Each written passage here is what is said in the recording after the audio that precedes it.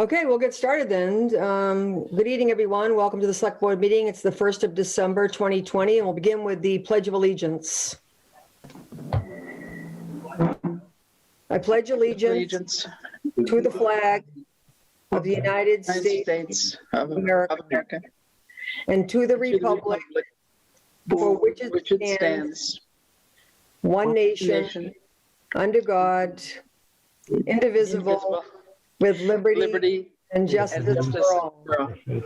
Doing that in unison on Zoom is really challenging. Anyway, welcome. Does anybody have any announcements before we get started? Want me to read the precursor? Yeah, yep. Pursuant to Governor Baker's March 12th, 2020 order suspending certain provisions of the Open Meeting Law, General Laws, Chapter 30A, Section 18, and the Governor's March 15th, 2020, and March 23rd order imposing strict limitations on the number of people that may gather in one place, this meeting of the Town of Southampton Select Board is being conducted via remote participation. No in-person attendance of members of the public will be permitted, but every effort will be made to ensure that the public can adequately access the proceedings as provided for in the order. A reminder that persons who would like to listen to, view this meeting while in progress may do so by go to zoom.us/join. Hit join a meeting in the top right of your screen. Type in the meeting ID of 895-7376-4669, password 311846, hit join. Please be sure to mute your device when joining in. Note, to join in video meeting with cell phone, you will need to download the Zoom app from the App Store. Call-in telephone number is 646-558-8656. Or by watching public access TV, Charter Spectrum Channel 191. In-person attendance and public comment at Select Board meetings will be suspended until further notice. If you email a written public comment before the scheduled Select Board meeting, it will be read at the Select Board meeting. If you email a written public comment after viewing something at a live televised Select Board meeting, it will be read at the next Select Board meeting. Please send your public comments via email to selectmen@townofsouthampton.org. Please note that all public comments must be within the requirements of the policy on public comments listed in the open time for the public on the Select Board agenda. Great, thank you very much. We're going to start with a public hearing. Since it was posted for 6 o'clock, I'll hereby declare that the public hearing is open, and at 6:05. Ed, if you can read the announcement, please. Sure.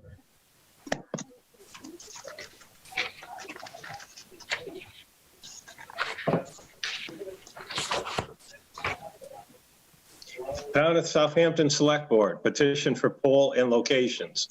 The Southampton Select Board will hold a hearing at 6 p.m. on December 1st, 2020, via remote meeting due to the COVID-19 pandemic restrictions on the petition by NStar Electric Company, DBA Eversource Energy, and Verizon New England, Inc., requesting permission to relocate and install poles, wires, cables, and fixtures, including the necessary sustaining and protecting fixtures along and across the following public way.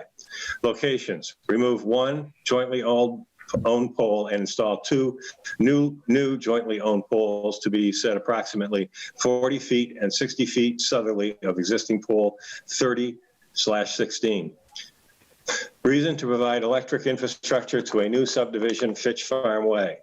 Wherefore they pray that after due notice and hearing is provided by law, they be granted joint or identical locations for and permission to construct and maintain a line of poles, wires, and cables, together with such sustaining and protecting fixtures as they may find necessary. Said poles to be erected substantially in accordance with the field plan herewith and made a part hereof marked 6A030081. Also for permission to lay and maintain underground laterals, cables, and wires in the above or intersecting public ways for the purpose of making connections with such poles and buildings as each of said petitioners may desire for distributing purposes. Your petitioners agree to reserve space for one cross arm at a suitable point on each of said poles for the fire and police telephone signal wires belonging to the municipality and used by it exclusively for municipal purposes. Any person interested or wishing to be heard on the matter may participate in the remote meeting at the time designated above via Zoom. Computer, smart device, video and audio, zoom.us/join, phone, audio only, 646-558-8656. The meeting ID is 895-7376-4669, and the password is 311846. NSTAR Electric Company, DBA Eversource Energy, and Verizon, New England, Inc. Maureen Groden, Chair, Select Board, Town of Southampton. Thank you, Ed. I'd like to invite a representative from Eversource to speak about the poll petition and to give some details. Is that you, Jesse? Yes. Okay. Hello, everybody. Hi. It's You pretty just straightforward. identify yourself just so for the, Sure. My name is Jesse Martin. I work for Eversource, field engineering designer. This Fitch Farmway is my project, and I've gone out there and taken the measurements for the poles and relocated them, per the design we need. It's pretty straightforward as I assume you guys all have the sketch, and as Edward read off the our formal letter. You guys probably already know there's a new development going in. Obviously, we need to feed them electricity, and these are the adjustments we need to make that happen. okay. Thank you very much. Do you have any questions? Pardon me? Do you have any questions? Anybody have any questions? Yeah, would anybody from the public or abutters or anyone have any questions they'd like to ask? How about members of the select board? Anybody have any questions about the poll placement or hearing? I'm assuming Randall already approved it. Yes. Yes, and the only question Randall had, which is always hard to tell from the layout or the two-dimensional on paper, is question to Jesse. Have the poll locations have line of sight from pulling out from Fitch Farmway been taken into consideration? Yes, to a degree. Really, it comes down to this, because we have to the way we have to adjust the pole. The span lengths would be higher than standard. They'd be unsafe. So we had to add poles on both sides of the road. They are pushed back. It is fairly accurate to the sketch. We have pushed the pole facing on the north side is back as far as I could to split the difference. So it's pretty far away from the entrance to the road. And Randall had noted that it looked like that you had actually moved them further back. So Okay, excellent. Any other questions? Mm-mm. Okay, Yep. then does someone make a motion then to close the public hearing, please? I'll move to close the public hearing. Francine, is there a second? I'll second it. Second. Chris seconds. Any further question, discussion? All in favor? Tishman, aye. Falls on. Roland, aye. Martin, aye. And Groden, aye. Thank you. Would someone like to make a motion to regarding the to approve the poll placement? Okay, I'll I'll move make a to, motion with it. and I'll second. Any further discussion, questions? That was John and then Francine, Ed. okay, I thought it was Matt and Francine. So thank you for letting me know that. Nope. Okay, all in favor? Tishman, aye. Falls on. Groden, Martin, aye. aye. Matt, did you say yes? Yeah, I think you muted. Roland, sorry. Okay, yep, no Amen. problem. Okay, thanks, everyone. Thank you very much, Jesse, Okay. for joining us. Awesome. Thank you very much, everybody. Have a good night. You too. Thank you. Thank you. I wanted to check in with the board. The next agenda item is actually appointments and resignations, and we have 1, 2, 3, 4 of them. A couple of them have to do with the grants committee, actually the majority of them. I'm wondering if it would make sense to just move up the agenda item that talked about the charge for the grants committee, so we know what the charge is, and then appoint people to it. So are people okay with just moving that up? Yeah, I Okay. agree. That makes sense. Thank you. Sure, yeah.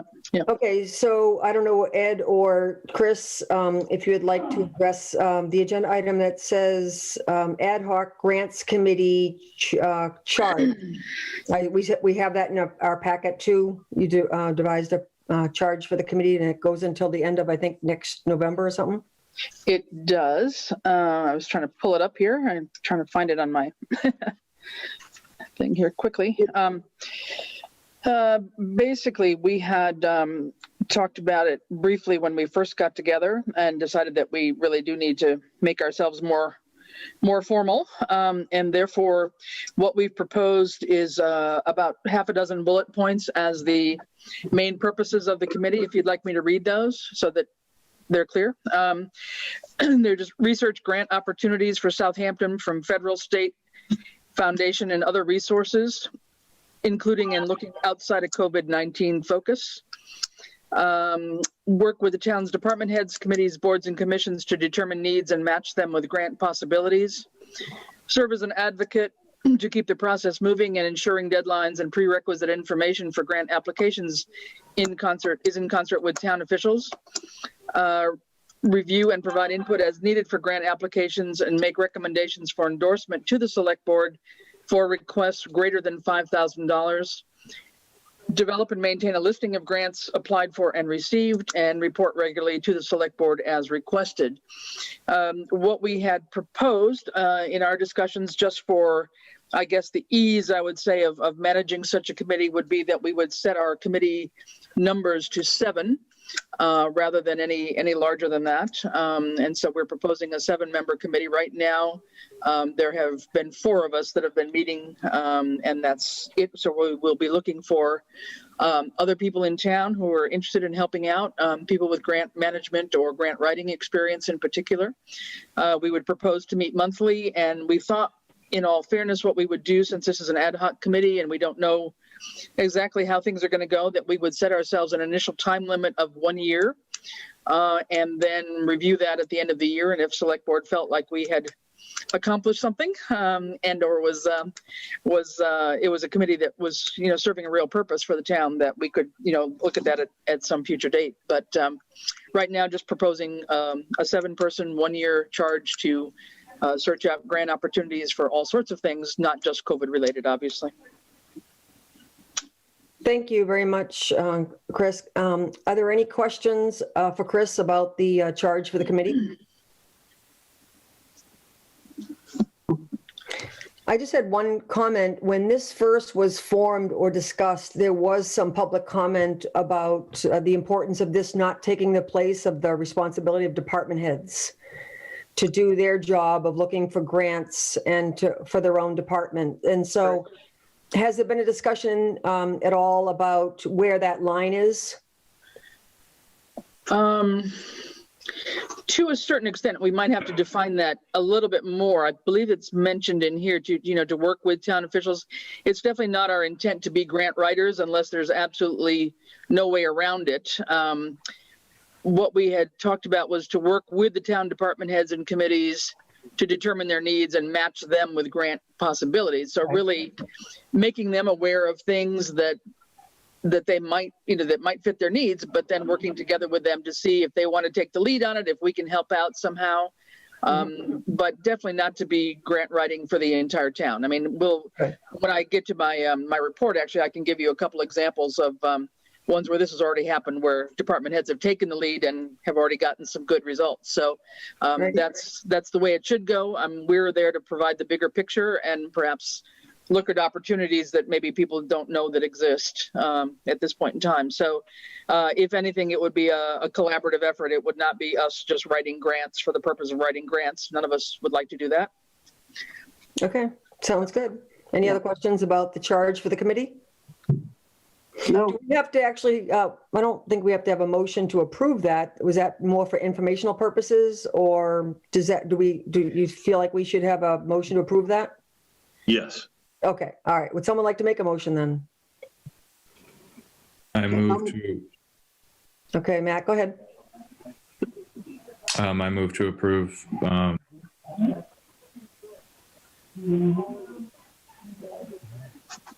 I'll second it, the draft committee charge. Okay, thanks. Any further questions, comments? All in favor? Fishman, aye. Fowles eye. Roland, aye. Martin, aye. And Groden, aye. Well, thank you very much for the work thus far on that. I think it can only help bring in money and not leave money out there. Okay, so then we can go to the appointments. The first appointment is Marjorie Nadeau, Cultural Council reappointment, term to expire June 30th, 2023. We have the paperwork on that. I don't believe that person is on the call here. No. Would somebody like to make a motion to approve her position on the Cultural Council?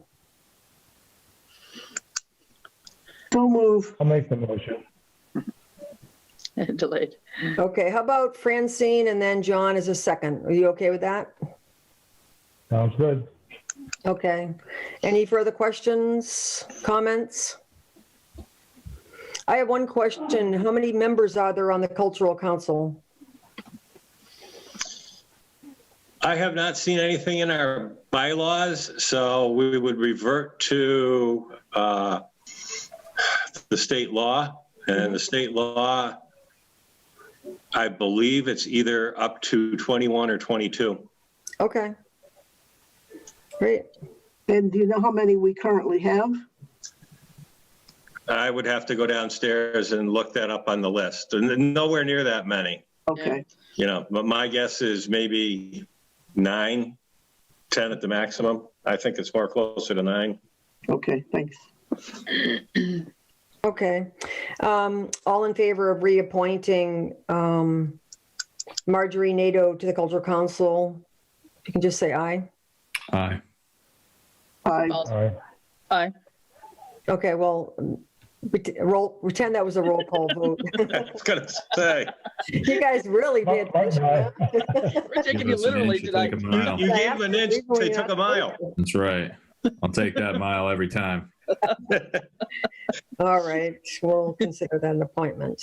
Okay, so then we have 3 people that were asked to appoint to the ad hoc grant search committee. The first is Christine Fowles, appointment to expire November 30th, 2021. Charlie Kinnicky, appointment to term to expire 2021, and Ed Gibson, term to expire November 30th, 2021. Do we have a motion to approve the members of the ad hoc grants committee? I move to approve those 3 members as to the ad hoc grant committee. Is there a second? Second. Questions, discussion? Just a question, and it may be relevant. Do you have to be a resident to be on one of these committees?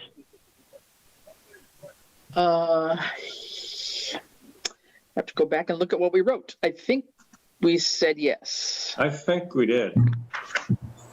I believe we So said with that yes. in mind, Yeah. Ed is not a resident. Well, however, the charge also says the town administrator and 1 member of the select board are standard members. Yes. Yeah. Okay, Sorry, good. forgot to read Okay, that part. that's fine. It is covered. Good point. Forgot to read I that. had is, there is a member of the committee already. Her name is Kristen, is it Rooks? Caitlin Swistak, Rooks. Yeah. Swistak. She's a member of the Board of Health, so that actually makes a quorum of the Board of Health.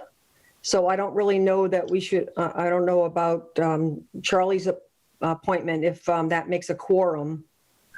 What would happen in this particular case, as long as the two of them, the topic of discussion is not anything to do with grants for the Board of Health, the two of them participate are fine. However, if as soon as something comes up that affects the Board of Health, either one of them or both of them would need to step down from that discussion and recuse themselves. And that won't affect the vote at all? If there's only you and Chris left until we get other members? Well, we've got to reach out and get other members. If we do these appointments, that'll make us 4 now out of the 7. So we definitely need to, Yeah. We wouldn't, yeah.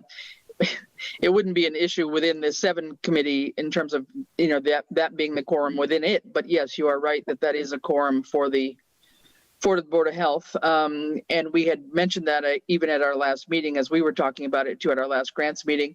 And one of the thoughts we had too would be that if worse came to worse, both Charlie and Kate in particular is doing full-time work. Charlie is doing his own consulting work too. And so there may be times when maybe it's more advantageous for them to rotate in and out and not be both present at certain meetings. I don't know.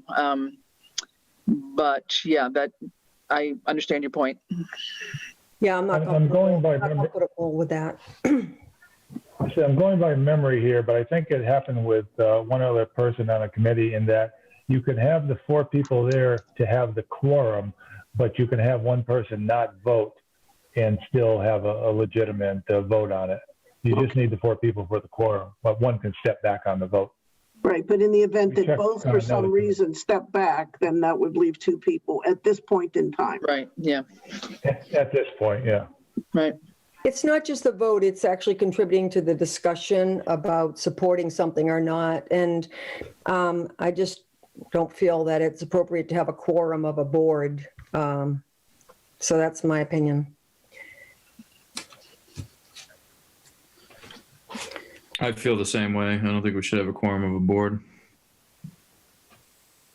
I didn't realize that was the case in this particular case, but What do you mean you don't think we should have a quorum of the board? Board of Health, you We mean? should have two out of 3 members of the Board of Health on a committee. They'd have to post a meeting every time there was a meeting of the Grants Committee. And I just think it's too much emphasis on one particular board, especially if it involves seeking funds. yeah, that's my problem too.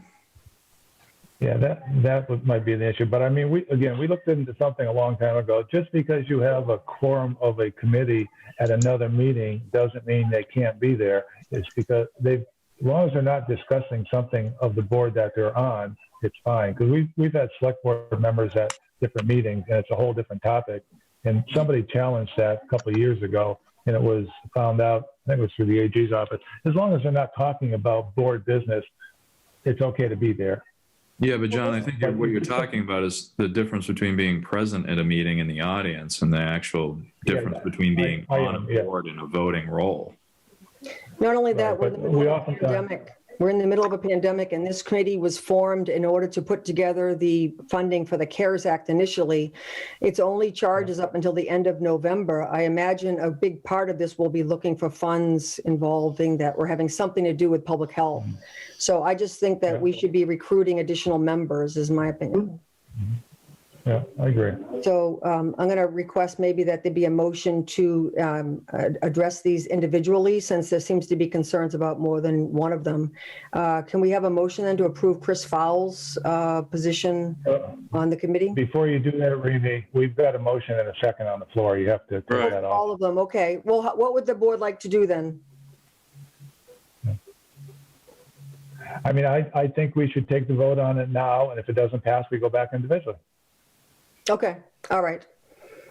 Any further comment, questions? I guess could we amend the motion to stipulate what we just talked about in terms of recusing themselves? At least one, should the committee be deliberating on items that would involve the Board of Health? I think, Francine, that's covered under the conflict of interest law that's already in place. So that'd have to take place or there'd be a conflict there. Well, Okay, as long as people keep that in mind, that's all. Yeah. Okay, we have a motion and second. Any other questions? Okay, all in favor? I'll say Tishman, aye. Martin, aye. Roland, no. Falls aye. Okay, then it passes. Okay, what was the vote again, please? 3-2. Yeah, who was the third on the positive side? Chris? Chris Fowles, Francine Tishman, and John Martin. Oh, okay. And Matt and Reedy, no. Okay. I would actually request that we clarify this about whether or not it's acceptable to have a quorum of a board without posting a meeting. Could we ask our attorney about that, Ed? We can. Will you? You're getting used to me. Yes, there is a difference Oh, you between. can also send me the Can information. and will. I'm happy to do it too. No, I'm happy. I'll be happy to reach out on that. But now that we have a charge, well, I would assume that we would have to post a meeting, would we not? Now that we're Oh, officially absolutely. a committee as such, Right. even though we're ad hoc. So from now on, I would assume we will post a meeting no matter what.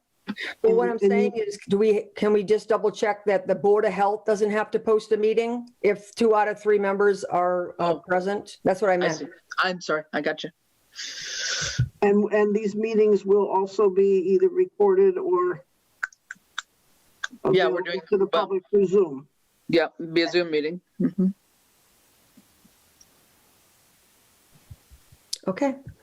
All right, so next agenda item is, did you want, Ed, I don't know if this is the place or we have to put it under additional business? There was an additional, well, never mind, we'll do it later. That's a PCF. Yeah. Okay. The next agenda item is the Emergency Management Director appointment. And then further on in the agenda item is the EMD update. So I think we'll just handle these together if you don't mind. So I'll just give a little bit of a summary. Ed can chime in, and then we'll give each of the people that we interviewed an opportunity to introduce themselves and say a little bit, as we usually do ask when people are interested in being appointed or on a committee. So just so you know, in the last 2 weeks, Ed and I interviewed both of the candidates that were interested in being the Emergency Management Director. Again, the understanding is that this is funded out of CARES Act money, and that we don't know for sure about the funding beyond December. We're all hopeful that this will continue, and we did put in a line item for CARES Act 2 to include a $1,000 stipend monthly up until at least the end of June.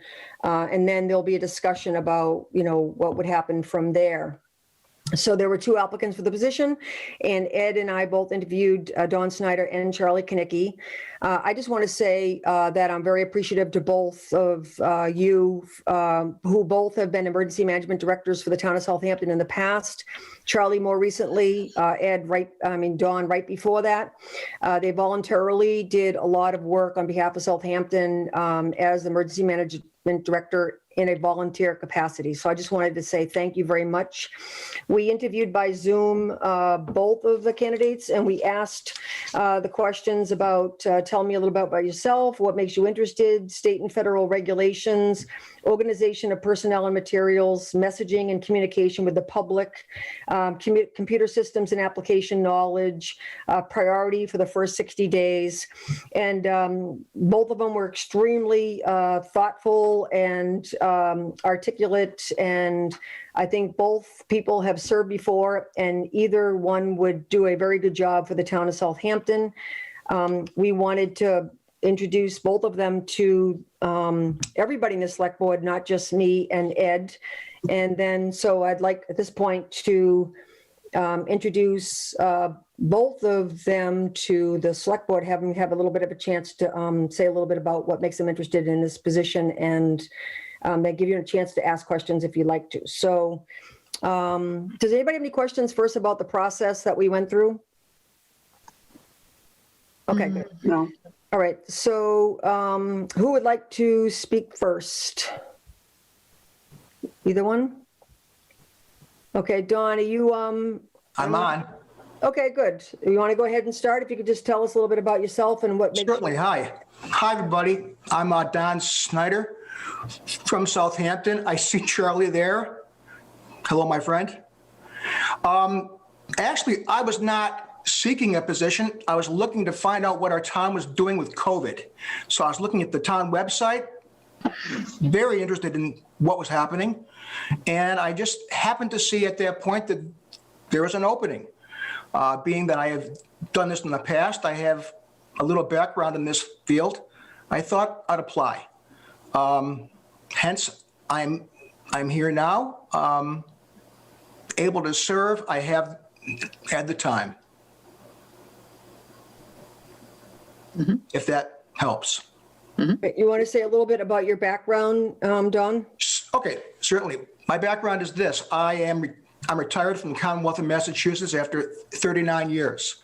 Half of that time I worked with the Department of Mental Health. Following that was the Department of Public Health. I was on the Southampton Fire Department for over 20 years, functioning as EMT Advanced Life Support provider. I missed that very much, actually, which is another reason I was looking just to see if I could help my community. I'm also an intermittent federal employee. I have been on DMAT MA2, part of NDMS, for approximately 18 years. My most recent deployment was to California during the COVID mission for isolation and quarantine of cruise ships. I was out there for approximately 3.5 weeks. It was a very scary time indeed. My team has been deployed 4 times since then. However, I will say I did not go on those missions. I'm on call again the month of January. There is an inauguration. And of course, we also know that we're going to be doing vaccine aggressively in the next few months. So that being said, Charlie, go ahead.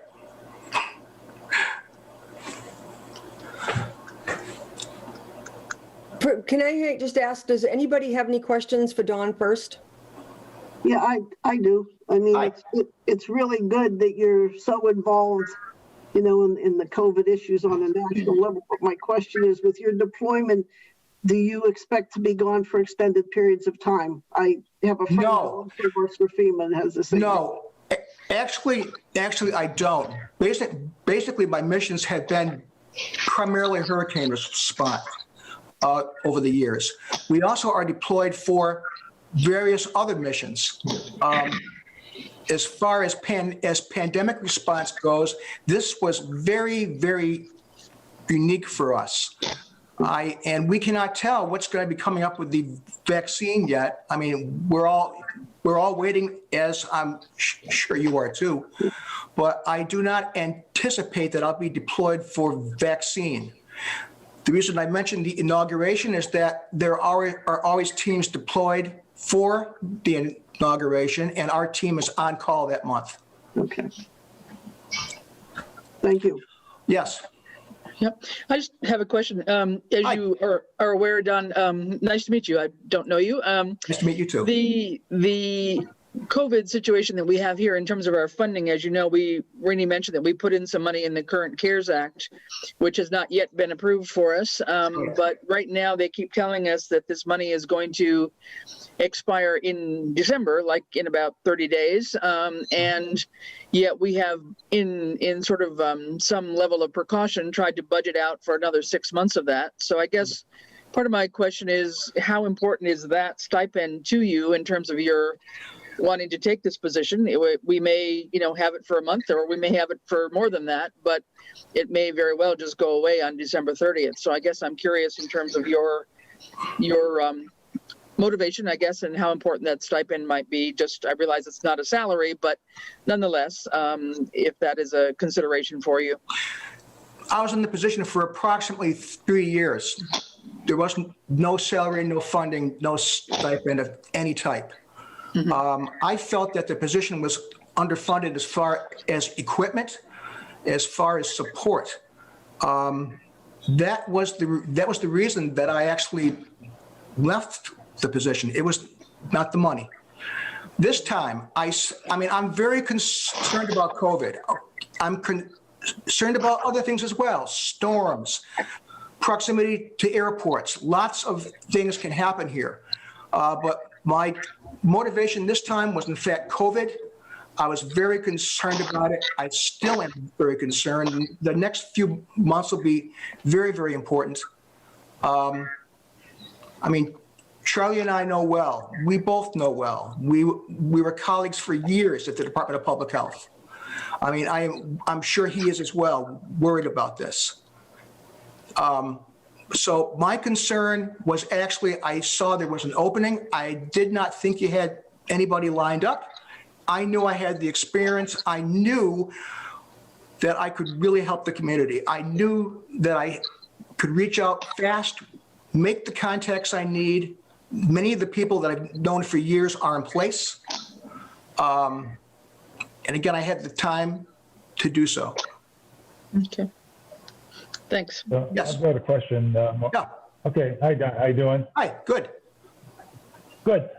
Obviously, the COVID has been going on since around March, so we're in 9 or 10 months into it. And Right. being a resident of Southampton, you've been seeing how we've been responding, police, fire, Board of Health, EMD.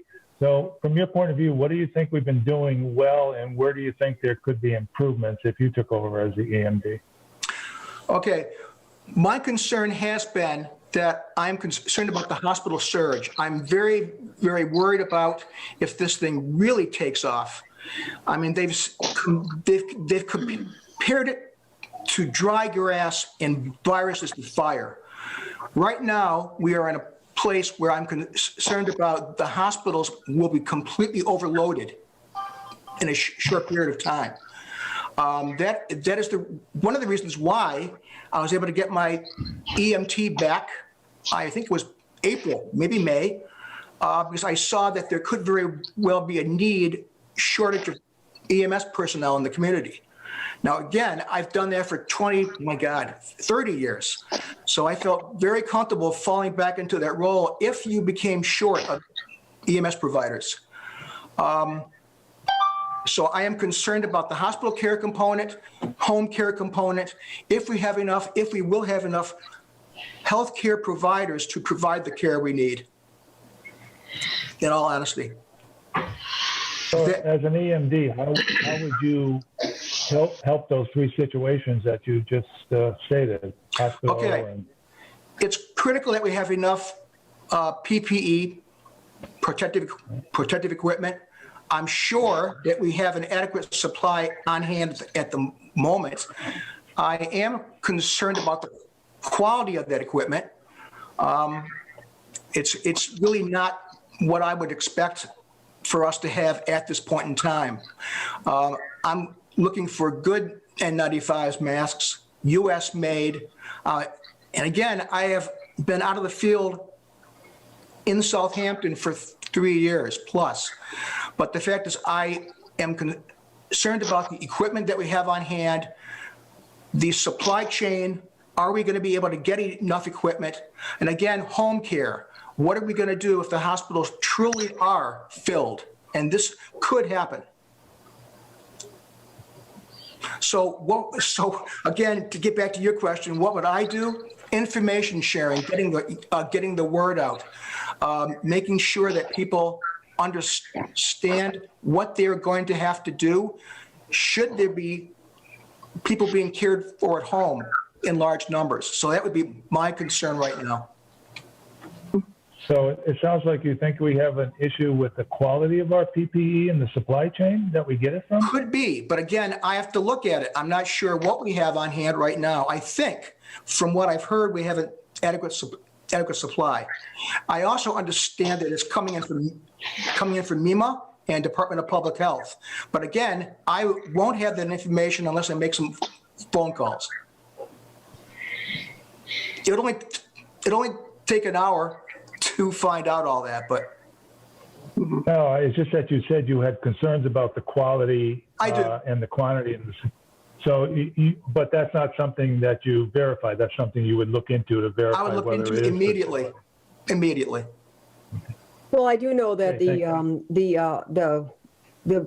a lot of PPE that was really celebrated a lot from the Patriots there, and Yes. the PPE that was brought in from China was actually not the kind of N95 mask that Nope. are approved. They were the KN95s. Right.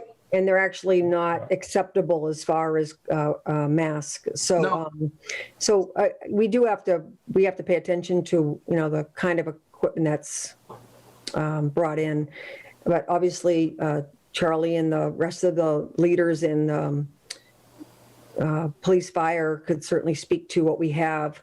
I have a question about public messaging. I really think that public messaging, especially in a pandemic, is extremely important. Compliance checks and also messaging to the public. And I just wanted to, I mentioned this to both of you before, like what kind of messaging and what's the best way to get message out to the public? I really do think that I worry about what messages come out directly from the Board of Health and from the EMD to the public directly around what to do, what not to do, that sort of thing. Are you asking me? Yes, I'll ask both of you. Okay. We instituted Code Red roughly 3.5 years ago. No, wait a minute. Longer than that. But Code Red is a good mechanism. I'm not sure if we have been testing that. We do get the messaging from Ed, comes in clear. But again, I'm not sure if everyone is indeed on Code Red. The other thing that I'm concerned about is that older people, although I fall into that category now, right? Computer literacy, able to use all of the technology.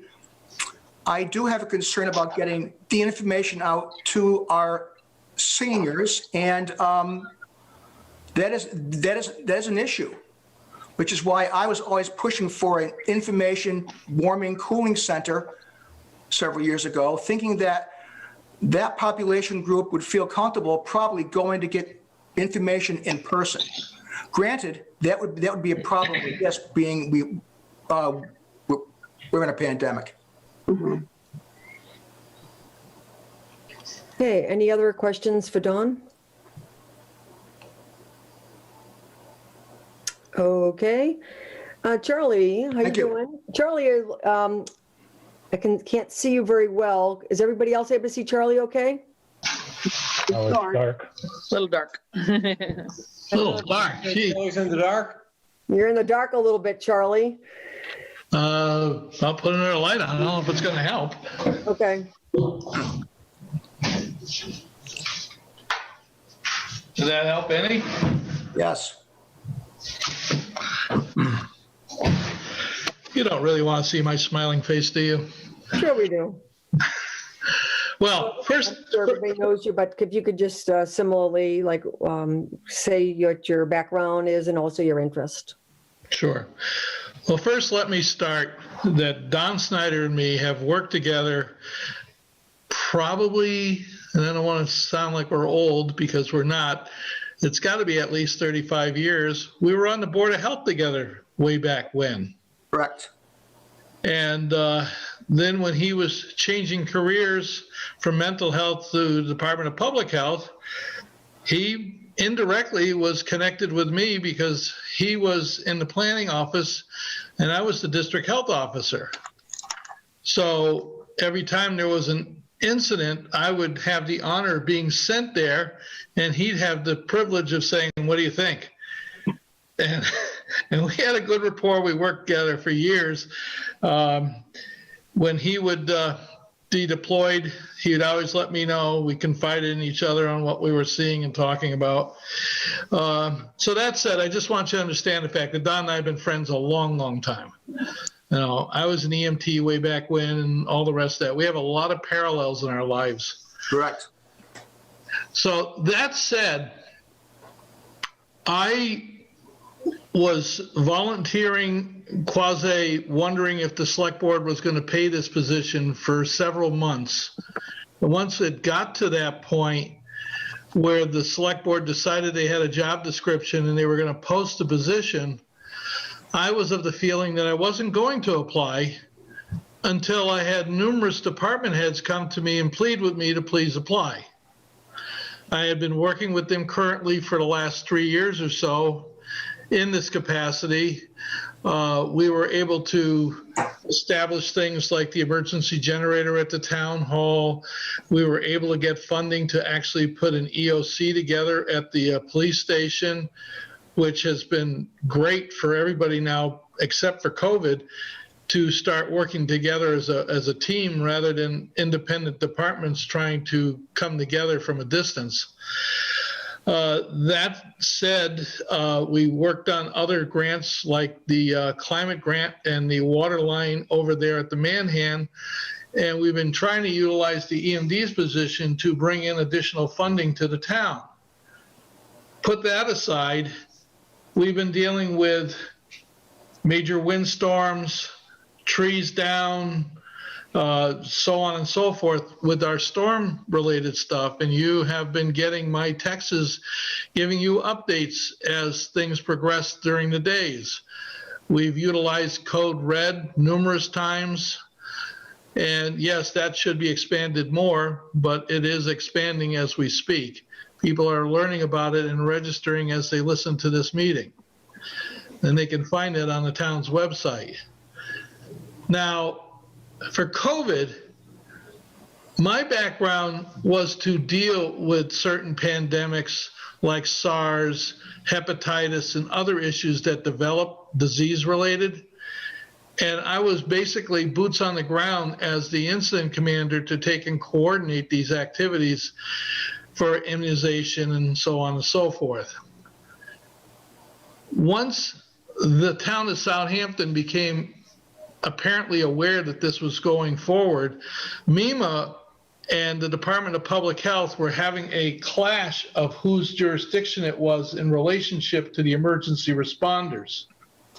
It was interesting because Department of Public Health took the side of the hospitals, doctors' offices, and medical facilities. Mass Emergency Management took the side of the first responders in the fire department, EMS, police, so on and so forth. So that caused the emergency manager to be partnered up with the health director to start looking at what we had that was available. I jokingly was telling people that I felt like Radar O'Reilly trying to maneuver things to get supplies into Southampton. We have a stockpile of PPE. We have a good stockpile. It's all current. It's all out of Mass Emergency Management. It's only about 3 months old. Does it have N95s? No, because you can't get those. Those are going to the medical side. But I have boots on the ground activity with all this. Still am very current with it because, as you know, I consult with numerous towns on different public health arenas. So I'm actively involved even right now, and I'd like to go back and just work together and do it. Thanks, Charlie. People have any questions for Charlie? I'll reiterate my same question about the stipend issue, because that is one that I think was, a stumbling block earlier on. As you mentioned, you had been hoping that this might be a real position and maybe have something to come with it for compensation. And right now we've got ourselves committed at least through December with this crazy CARES Act money. If indeed they approve it, maybe it'll go longer. But what's your thought if we actually have nothing for a stipend? How does that affect your outlook on this? If we have nothing, then I will be putting argument with the select board to try to put funding in it for the coming year's budget. But we will still carry forward and keep moving. I believe it's a position that should have a stipend of some sort. And I believe Don also agrees. There's a lot of work in this thing that people don't seem to be recognizing. But if we'll say the CARES Act doesn't carry over into January, then I'll do it until, we'll say, the end of June, just like I did this summer, because we kept trying to figure out how to make this thing work. I never would abandon the town. If you look at my history, go back to the town clerk's office, you'll see I've been actively involved in the town government as a volunteer since I was about 18 years old. Charlie, can I just ask, my understanding is that you resigned from the EMD position October 31st because of a lack of funding. That is not correct. I did not resign. You never reappointed me. You told me that as of the 31st of October that I am now the new EMD. I had asked you about whether you planned to apply for the position. At the time, you said that you weren't and that I should put the word out. So I just want to be clear because I thought that the reason why you had resigned or not asked to be appointed, you kind of made it clear to us that you were done as of the 31st of October. So we don't have an EMD right now. So I just wanted to be clear that my understanding at the time was that it had to do with the funding. We came to the conclusion that October 30th was the last reappointment of that position. I said to you at that time that I wasn't going to apply if you weren't going to put the funding in. Mm-hmm. And that's the way I left it. Then I was basically barraged by the department heads in town pleading with me to reconsider. And I have reconsidered. Okay. All right. I just want to clarify that because that was my understanding. I also just want to say I don't agree that this position is underappreciated. I mean, I think it's hugely appreciated and hugely needed in town. I would argue that everybody agrees with that, but I don't want to cast broad and large strokes. And Charlie, you've certainly done a remarkable job in the position while you've been doing it. And Don, I trust that you have too. Admittedly so. I wasn't paying attention as much as I'm paying attention now 4+ years ago when you were doing it. But I trust that was the case. And I guess I just want to lastly say that, I mean, look, in a world of unlimited resources, things like this would get funding. But there's a priority mechanism in town and everybody's got to apply for these things. If you witnessed the last year's budget cycle, I mean, we pretty much decimated every department in order to balance our budget. I'm sure that there are going to be a barrage of requests in addition to this one coming up in next year's budget cycle, and it's going to get taken in conjunction with all of them again and reprioritized. And I guess my biggest worry in all of this is that, to a certain degree, and this question is really to the both of you and it's partially going along with Rainey here, but I mean, the emergency management director position is important. You both have done a remarkable job in both of these. There's certainly no guarantees of funding going beyond what we already have from a grant request, and there's no way that we can do that.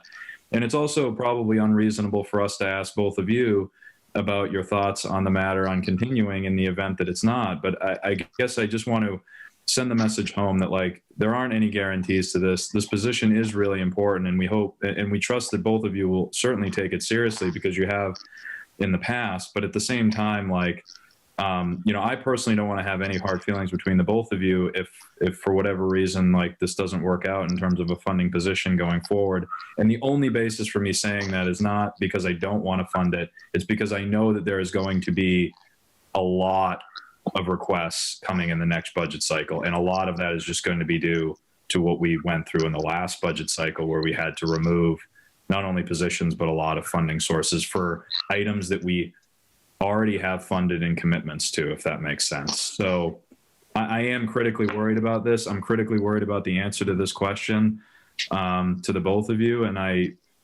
there's part of me that kind of wants you both to elaborate on that a little bit further, but if that feels unfair, then I guess not. But that is something that I'm worried about. I think it's a fair question, that. Yeah, it was also, the only question that I had in mind, and we were getting to it. I wanted to see how the discussion went. But, Charlie basically said if it's not funded, it would stay on until June.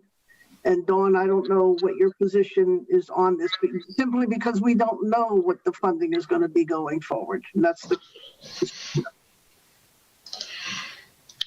Are you likewise committed to some minimum amount of time if in fact the grant does not go beyond December or doesn't go until the end of this next fiscal year, this current fiscal year?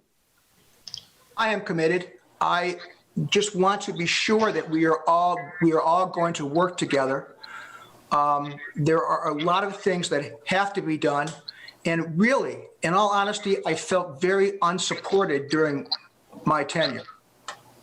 I did not have any equipment, radio, you name it, didn't have it. And yet you are responsible for an awful lot when things occur. Having been a police officer, having been a firefighter medic, working in all these, and an EMD, I know what our responsibilities are. And without equipment, without support, I really, at that point, you want the truth, I'd had enough of it. All right? Charlie and I, go ahead. What equipment and support would you seek if you were the EMD? Try to elaborate on what you think you would need. Obviously, I have laptops. Obviously, I have computers. I have not been terribly active in technology as I had been in the past, but you can see, here I am on Zoom, and I'm catching up fast again. I really felt that I needed a radio. I mean, several things happened where I did not have a radio. Ultimately, I did have one of the old ones I had back in 1990, but it was not sufficient. So I really, and I am under the impression that some of these things have been ordered perhaps right now. They could be coming in. Again, I don't know.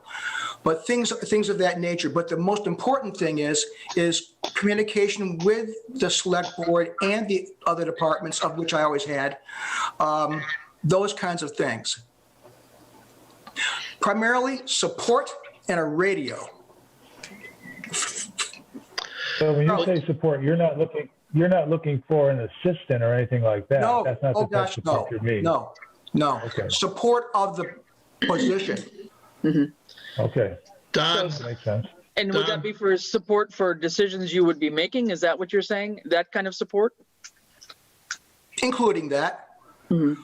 But for instance, I really strongly felt that we needed a warming, cooling information center at the senior center. 2.5 years, I tried to get that put in place. I even had a plan in place from Northampton, boilerplate, prepared to go. It has never been put in place. And I think it's very, very important for our older citizens. They need a place to get information. Granted, it might not be the best right now, of course, during COVID, but should there be a storm, should there be any kind of other occurrence, they needed a place to go and get information. Just to say they can go on the computer is not adequate, bottom line. Yeah. I agree with you, Don. Yes, the technology is not really there. And I think we bear some responsibility because not all parts of town have quality internet connections and some don't have it at all. Yeah, correct. Go ahead, Charlie. Don, Charlie. we've been friends for a long time. I was hoping this wasn't going to turn into a debate between the two of us, because that's not what I wanted to see. Roger that. I want to remind the select board that they have signed MOUs in the last year and a half for utilizing the church as a shelter for warming and cooling. MOUs with the restaurants for food supplies, even MOUs for portable toilets. We're making progress. It takes time, but we are making progress. Don was having a terrible time trying to get things moving. I understood that. And when he left, I picked up the reins and tried to run this farther down the track to get things moving. I believe I've been pretty successful in what I've accomplished. That's why I'd like to continue on with it. The asking somebody to guarantee that they're going to be available after next June is, in my mind, an unfair question given the climate of what's going around in the world. It's enough to say that a person's willing to try in the next 6 months to keep this going, and then we can reevaluate it. Even if you appoint somebody, I don't think you're going to appoint them until after June of next year. You're going to have a reappointment period. Just something to think about. No, Charlie, my question had to do with a minimum of until next June. It did not say beyond that. All right. Well, the minimum is this. If there's grant money available, yes. If there's not grant money available, then no. Okay, does anybody have any other questions for either Don or Charlie or about the position or anything thus far? I've got a question for Charlie that I asked Don. Now, you've been in the position since March, so you know what we've been doing. But where do you see us going in the next 6 months? Where are we lacking now, and what would you like to work on to take care of that issue? You asking me, John? Yes, I am. All right. Where we're lacking is basically trying to anticipate what the federal government's going to expect of us. The other part that we're lacking is we're taking a complete blind eye on other disasters that can hit this community. We're now rolling into the time of year where we have ice storms, power outages, and such. And we need to start gearing up for those types of events on top of COVID. But we've been turning a blind eye to all that right now because COVID's in the news every minute of the day. But if you remember, we have some major storms that occur in December and January, and when the temperature is 0 outside and you don't have power for a couple of days, you have another real emergency. Those are things that I think we need to start at least talking and looking at direction as to what we would do with some type of a contingency operation of that. Okay. Yeah, thanks. definitely charging stations, I would imagine, and a number of other things. There's Go ahead, Charlie. And just to add to that, I think that would be a challenge if we did have situations where we were out without power for a number of days, especially as you were both talking about situations with our elderly population. To my knowledge, the church is still closed. It has got slightly starting to open up to maybe 10 people maximum, but the church has not been open for services at all this year, except maybe one time. So that I don't know that can serve as a warming center going forward. And that's another problem with that, if I may, is the fact that the church doesn't have a backup power system. Mm-hmm. But the town hall does, and the senior center obviously is tied to the town hall. That would be moving us towards that. But here we go again with the argument of COVID. Yeah. How many people are we putting in there in relationship to how safe are they? Right. There's a lot of questions that need to be discussed that really shouldn't be discussed like this. This is not the forum for that. Right, absolutely. And I do know that there was discussion about having the senior center open, but it got snagged up in what hours, and should it be when the senior center is open, or should it be extended hours? And I don't think that it ever got where it needed to get. But there was discussion about that. I had a question, Charlie, since you raised it around the code red. I mean, a lot of people gave up their landlines in favor of a cell phone. You mentioned that that people are signing up, on a daily basis because of, the listening to the meeting here. How do we know that? Like, how do we know how many people are currently signed up, and how do we know whether some of the lines are dead that were signed up that were landlines? I mean, I don't get the impression that we've done anything recently to update our current code red situation. We haven't done anything probably the last 2 years. Ed is the master of the code red right now. The town clerk is going to be sending out census soon. We could attach a form in that census to remind people. They can put their cell phone numbers in there to take and be on the code red. Mm-hmm. But you're absolutely right. We need a reassessment of that. That's part of the EMD's role. Part of the problem with the EMD's role, just to discuss this, it's not like, and I don't want to pick on anybody, but let's pick on somebody. Let's say Ian as the police chief. he's not going to be looking at code red because it's really not part of what's in his arena of issues. That's why it's necessary to have an EMD that's separate from the core departments to move this forward. And it's also important for the EMD to be open-minded to suggestions like tonight of things that need to be addressed that have been sort of put aside because of other things that have been coming forward. I just think that public messaging, and we talk all the time about what's the best way to get the message out. And, you know, there's the newspaper, there's the signage in town, there's Facebook, there's Code Red. We're like 9 months into this pandemic and we don't have an accurate Code Red list. So that I think is important. I also think that the EMD position is only going to become more important because the storms, climate change. Also, I just feel like our current population has a growing number of senior citizens as a percentage of the population. So I just think it's very important. And I think that, you know, as time goes on, it's going to be even more important. So, and I know that, you know, there's a lot of competing demands for our, you know, our money. We had a conservation agent that was funded through a grant and wasn't able to be funded, got slashed in the early times of the, Proposition 2.5 a couple of years ago. So, you know, I hope you feel this, both of you feel the support by this select board for this position and for emergency management in town. It's the basis of the safety of our community. So I hope everybody feels the same level of commitment. So with that, I'm going to ask if there's a nomination from the select board for the EMD position. I'll nominate Charlie for the EMD position based on his experience and his resume and references from the fire and the police chief. Okay.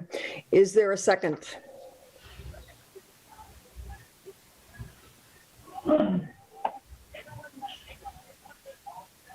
I'll second it. Okay. Are there any other nominations from the select board?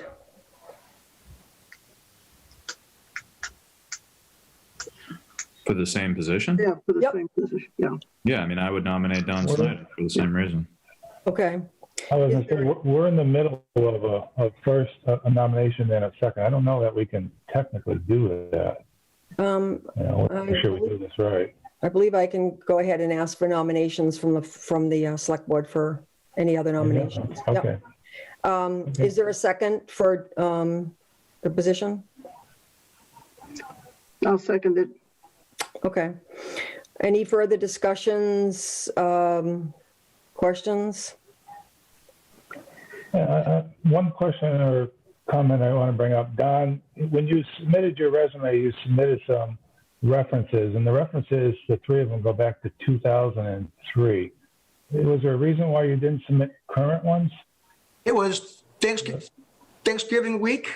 I have been retired for 7 years, and I did not have any current recommendations at that point. I can speak to that. You know, that came up during the interview, and we did give him the opportunity, and Ed and I discussed it about actually adding this to the agenda to the next Tuesday's meeting and giving him an extra week to go ahead and get additional references. So I apologize, I didn't mention that, but that was because of the Thanksgiving week. We literally did the interviews last week and then asked if he had anything that he could send to us by today's meeting. So the select board would like to defer the discussion and get additional references, I suppose we can. Okay. The other question is, the police and the fire chief gave recommendations for one of the candidates, and the police chief is online. Can we ask him for his comments on both the applicants? I don't actually, I mean, I think you'd have to be, willing to speak up and do that. I think it's an uncomfortable position. I mean, I think we did have a call with, Ed and I had a call with police, fire, and Board of Health and discussed this, and then also gave them an opportunity to send references in writing. So at this point, I don't think it's appropriate to put them on the spot like that.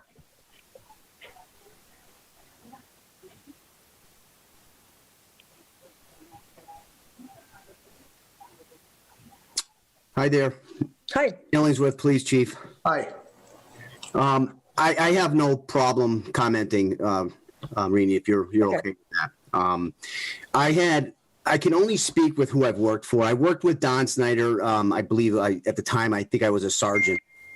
And at that time frame, we didn't have a lot of considerable, if I recall correctly, emergencies where I can, base a supported opinion of Don on it versus where under my tenure as the chief so far, I can certainly say that with everything that's going on, that I have that experience with Charlie. And that is the reason why I wrote a letter of support on behalf of Charlie, because of his performance and what he's allocated for our emergency management so far.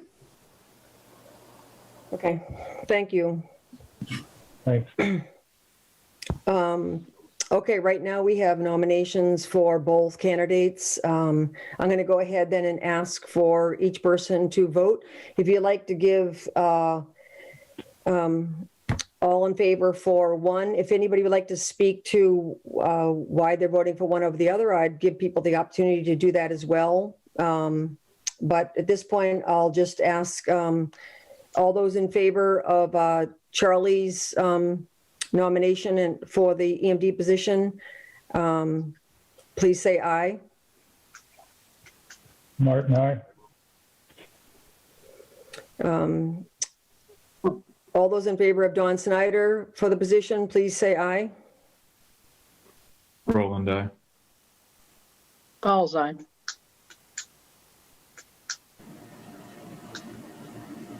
I'm sorry. I am.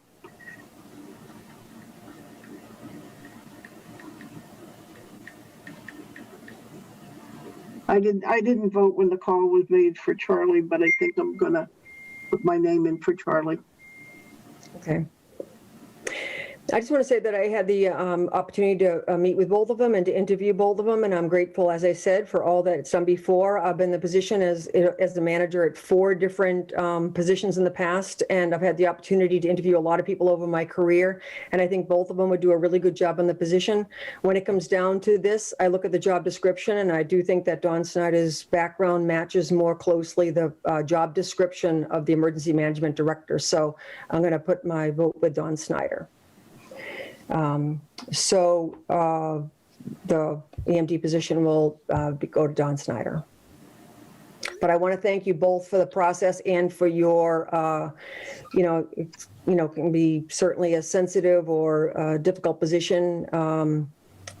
But I do appreciate your passion for the emergency management position and for all you've done up till now, both of you.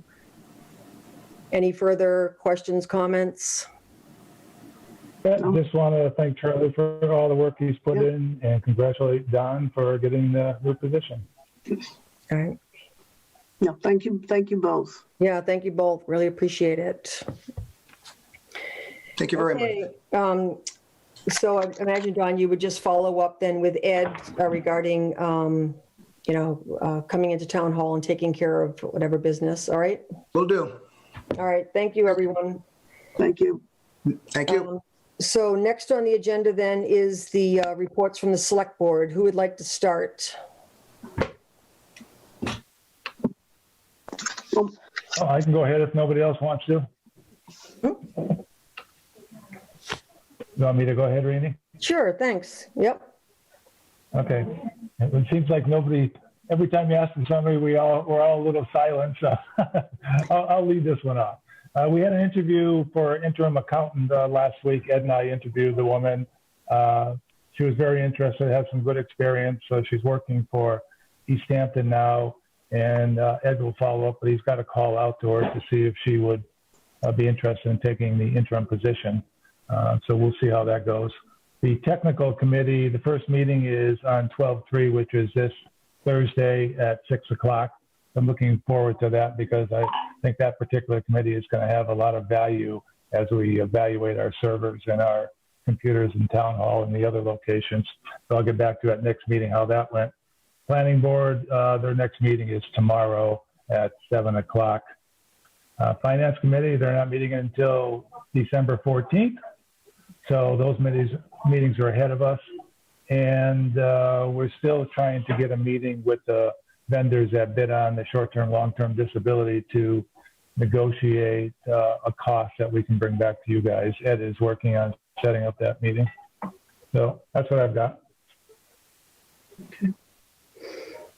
Okay, I imagine we'll get an update on the accountant position since it's on the agenda. So we'll talk about it then. Right. Yep. Thanks, John. You're welcome. I'll go ahead. Okay. Open space will meet on next week on the 10th. Master plan is not met since we had our presentation to select board with the joint meeting with planning and select board and our PVPC consultant. He's working on finishing up the written report that will accompany the survey. And just a reminder for people, the survey is out online on the results of the survey are on our town website if you haven't had a chance to check that out. But once we get the written report, I would envision us having other meetings probably in early January, not only with select board, but maybe with some of the other committees that would be more intimately involved in actually trying to lay out a plan to how to carry out some of the priorities that were identified during the survey and during the process. Board of Assessors met last Tuesday, basically focused and recommended the hiring of the admin assistant to the assessor, and that PCF is coming to us later in the meeting tonight. Otherwise, it was pretty much routine exemption and abatement requests, and then some initial discussion about the tax classification hearing, which is set for next week, December 8th, in order to set our tax rate. And finally, Concom meets again on Monday, the 7th. And I do want to make a correction. I misspoke a bit last week in terms of the conservation restriction for the rigs on Pleasant Street. I think I stated that they were donating the CR to the town. That is not true. Concom is actually holding the CR, but the rigs are retaining the ownership of the property, the 12 acres. So the CR is on it to prevent it from being developed, but the rigs are not relinquishing control or donating it to the town. They are maintaining ownership of the property, and therefore the property is not open to the public. So if I misspoke last week, I wanted to correct that. Hope that's clear. Thank you. I think that's also on the agenda for tonight to discuss that CR. Yeah, okay. Thank you. Any questions for Chris? No. Francine or Matt, you want to? Sure, I'll go. The PQB met, and it's on our agenda for later this evening. They approved the PCF for Janine Domina as the assistant assessor. So we'll be getting to that a little bit later. Its next meeting is scheduled for December 17th. The community preservation has not met, and there is, to my knowledge, no meeting scheduled for the remainder of this calendar year. And likewise, the ZBA has nothing scheduled. So it's a very short report. There you go. Thanks. Matt? Both schools continue to make progress towards bringing kids back. It's slow, methodical process, so it's not abrupt or sudden.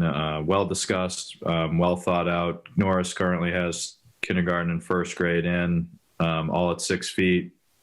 Their HVAC system's been double, triple, probably even quadruple checked at this point. They're getting adequate air turnover in all of the rooms. Higher than normal. They're using the right filtration. They authorized the installation of iWaves, which, if you're familiar with those, it's a product that ionizes the air basically and removes things like viruses and mold and bacteria from the HVAC system. I'm proud of the progress that they're making there. I mean, their next obstacle will be trying to solve getting more grades in, while either maintaining 6 feet or deciding some other metric to follow there. And no idea where that will go, but they're thinking about it and talking about it and trying to solve for it. And Hampshire Regional is doing the same thing. I mean, both school committees just do a great job. What I like seeing, and I think the community likes seeing, though I don't want to put words in for everybody, I think it's best that we just move slowly. Slow is the better way to go, and not make sudden movements here that really stress people and the system. And so far, both schools have been doing just that, and it's been working. You know, there have been I think a couple cases or a couple you know, incidents where they thought that it might be in the school, and I think there's been a couple where it actually has, but it hasn't shown to spread, which is important. So that's really all I have to report. But they're working as hard as ever on this. So. Yeah, it sure sounds like it. I mean, it's no easy task. And as a parent, Matt, have you felt that the school's done a good job with really trying to keep the kids separate and enforce all the guidance? Yeah, I mean, I think that everybody's being responsible. I mean, we're gonna know soon here, probably in the next week, as to how responsible parents took the personal responsibility factor of the Thanksgiving holiday. You know, I think we're all crossing our fingers that everybody either thought twice about that, or if they did something that was outside of their bubble, that they're deciding to be remote for you know, a reasonable, you know, 2-week time frame. Frankly, the reasonable amount of time that's required to flesh out whether or not you have it, just for the sake of the rest of the community, and also, and you know, from the standpoint of my liaisonship to schools. Obviously, we don't want to stress that any more than it already is. So, any questions for Matt? I've continued to go, even though I'm not the liaison to the Open Space Review Committee, because we were given an assignment by the chair. Everybody has a map of the town, and we're supposed to be reporting on wildlife corridors and other like chapter lands of our maps. So until we finish reporting off and I do my assignment, I'll continue to be part of the committee. And the next meeting is next week. Tomorrow, the Council on Aging meets, so they haven't met for a month, but that's tomorrow afternoon at 4:00. But I do want to make an announcement relative to the seniors. The Council on Aging and the Highland Valley, which is the area senior access point for our community, are working together to offer a ready-to-heat and eat meal for pickup or delivery Friday, December 11th. Please call 413-529-2105. Their supplies will be limited, so people should call sooner rather than later. Any donations are also being accepted. It sounds like it's a really good meal, so that'll be next week. So I want to make sure I get that message out. If anybody would like to have a meal to pick up, that'd be great. And then the Board of Health met this afternoon. I sent a letter out to the Select Board and the Board of Health, voicing my concerns about the fact that they were meeting in Town Hall. I think we owe it to the municipal employees not to do that. We have 2 Zoom accounts. It's not accessible to the public. So needless to say, I wasn't able to be a part of that. And that's it. Ed, you want to give your Town Administrator report? Yep. Rini, can I just add a couple of things? Sure. I mean, they're sort of attached to the COA. It's in conjunction between the Friends of the Council on Aging and the Council on Aging. They've had 2 different kind of grab and go events. One was in October, where we put together packages with funding from the Friends organization of masks, sanitizers, word puzzles, snacks and things like that to give out to seniors who, you know, really aren't able to get out as much as they would like. And then again, on November 18th, we had a grab and go for seniors and veterans here in town, where we packaged bags of shelf-stable food that we gave out, along with other pieces of information and more masks as well, just so you know that, you know, they're involved in really trying to support the seniors. How was the response, Francine? It's been great. I think people, because we don't get together as often as possible, what I have heard from Joan is that she's gotten some wonderful phone calls from people who really, really appreciate it. Again, we're talking about people just because of the lack of socialization, just they appreciate the thoughtfulness. And so I think that's just a nice quality for a town to have. I think that's great. And the same thing when all the calls were being made to check in on people. I think they've really appreciated the outreach. Yes. Anything else before we ask Ed for his report? All set, Ed? Hang on, I have to go down and get it. And I did not grab it with the rest of my paperwork. I'll be right back. While he's doing that, John, I know that you had, I believe you are very dedicated in calling in from afar. Yes, So I'm just wondering if there was I'm anything down on the south. agenda that you, Yeah, I was supposed to get off around the 7, but entire there's a agenda, couple so things. to talk about. Yeah, you're breaking up Hey, at my John, end a make little. sure you're on mute, John. What was that? You need to be on mute or something. Why? Because are you talking on the phone to somebody else? No, I've got the agenda on my phone. Oh. I don't have my laptop down Oh. here where I am, so I Got it. can't look on the phone. Okay. Yeah, no, what I'm interested in is the town accountant update and the interim town accountant from Ed. All of a sudden, your audio went kind of, okay. Yeah, that same thing happened to you, Irini. Oh. That's why I was saying it. Yeah. Is that better? Yeah, John, you're fine. Looks like it- I can hear, we lost Rainey, I think. Now. Yes, we did. Okay. I think she was breaking up a bit, yeah. Yeah. You can tell the phone, it lights you up, when you're looking at it. Yeah. I tell you, trying to get the agenda on the phone without my glasses is pretty bad. Yeah. And we lost Rainey, so you might want to keep a lookout for her trying to rejoin. Okay. I had seen a little message that her internet connection was unstable earlier, so.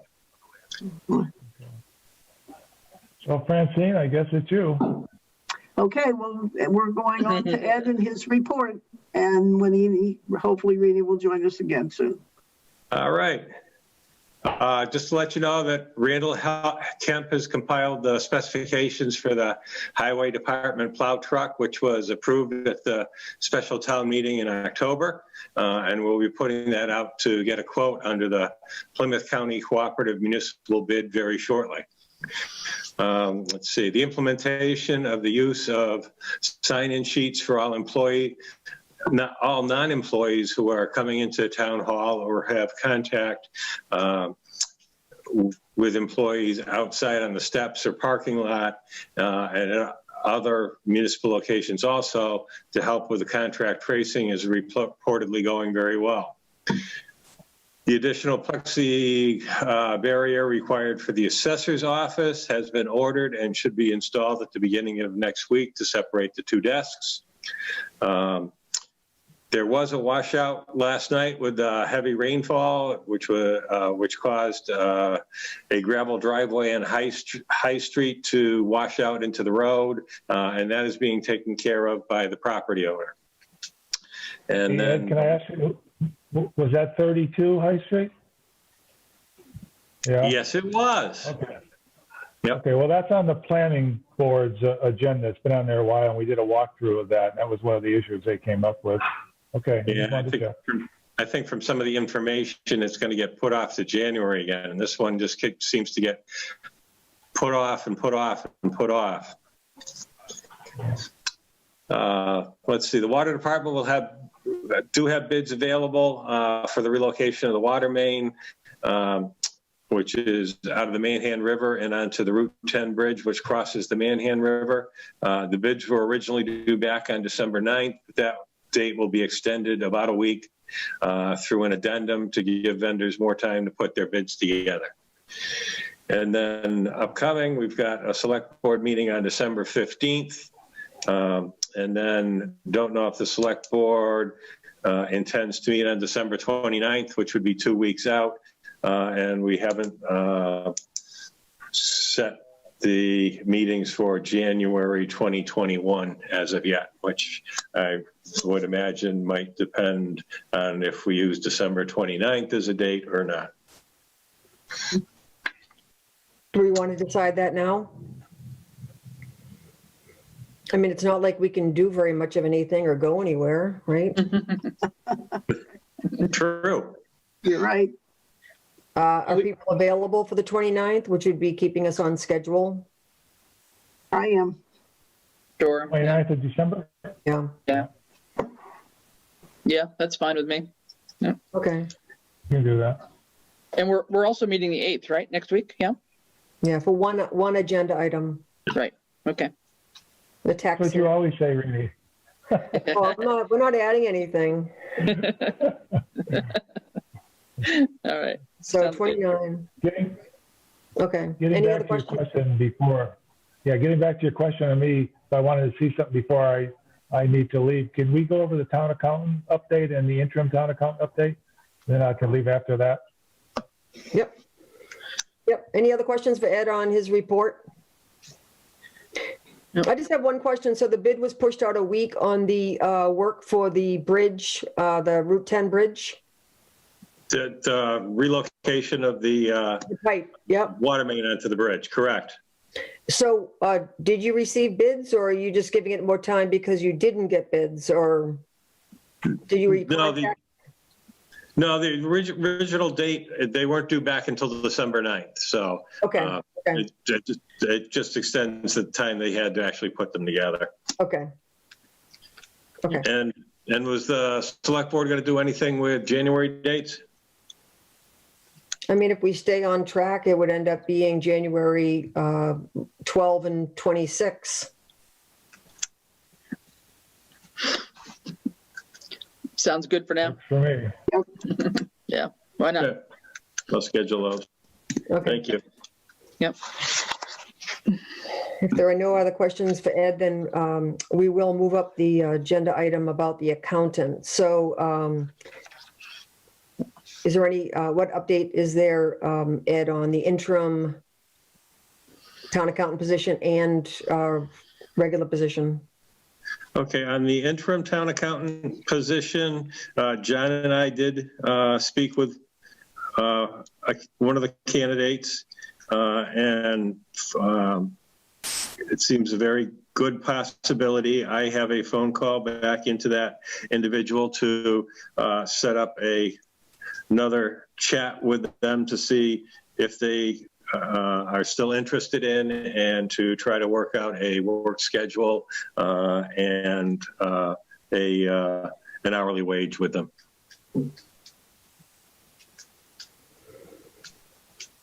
Okay, so is that the only candidate that applied for either the interim or the permanent position? Yes, we still have not had any applications for the permanent position. When would the interim person be available to start?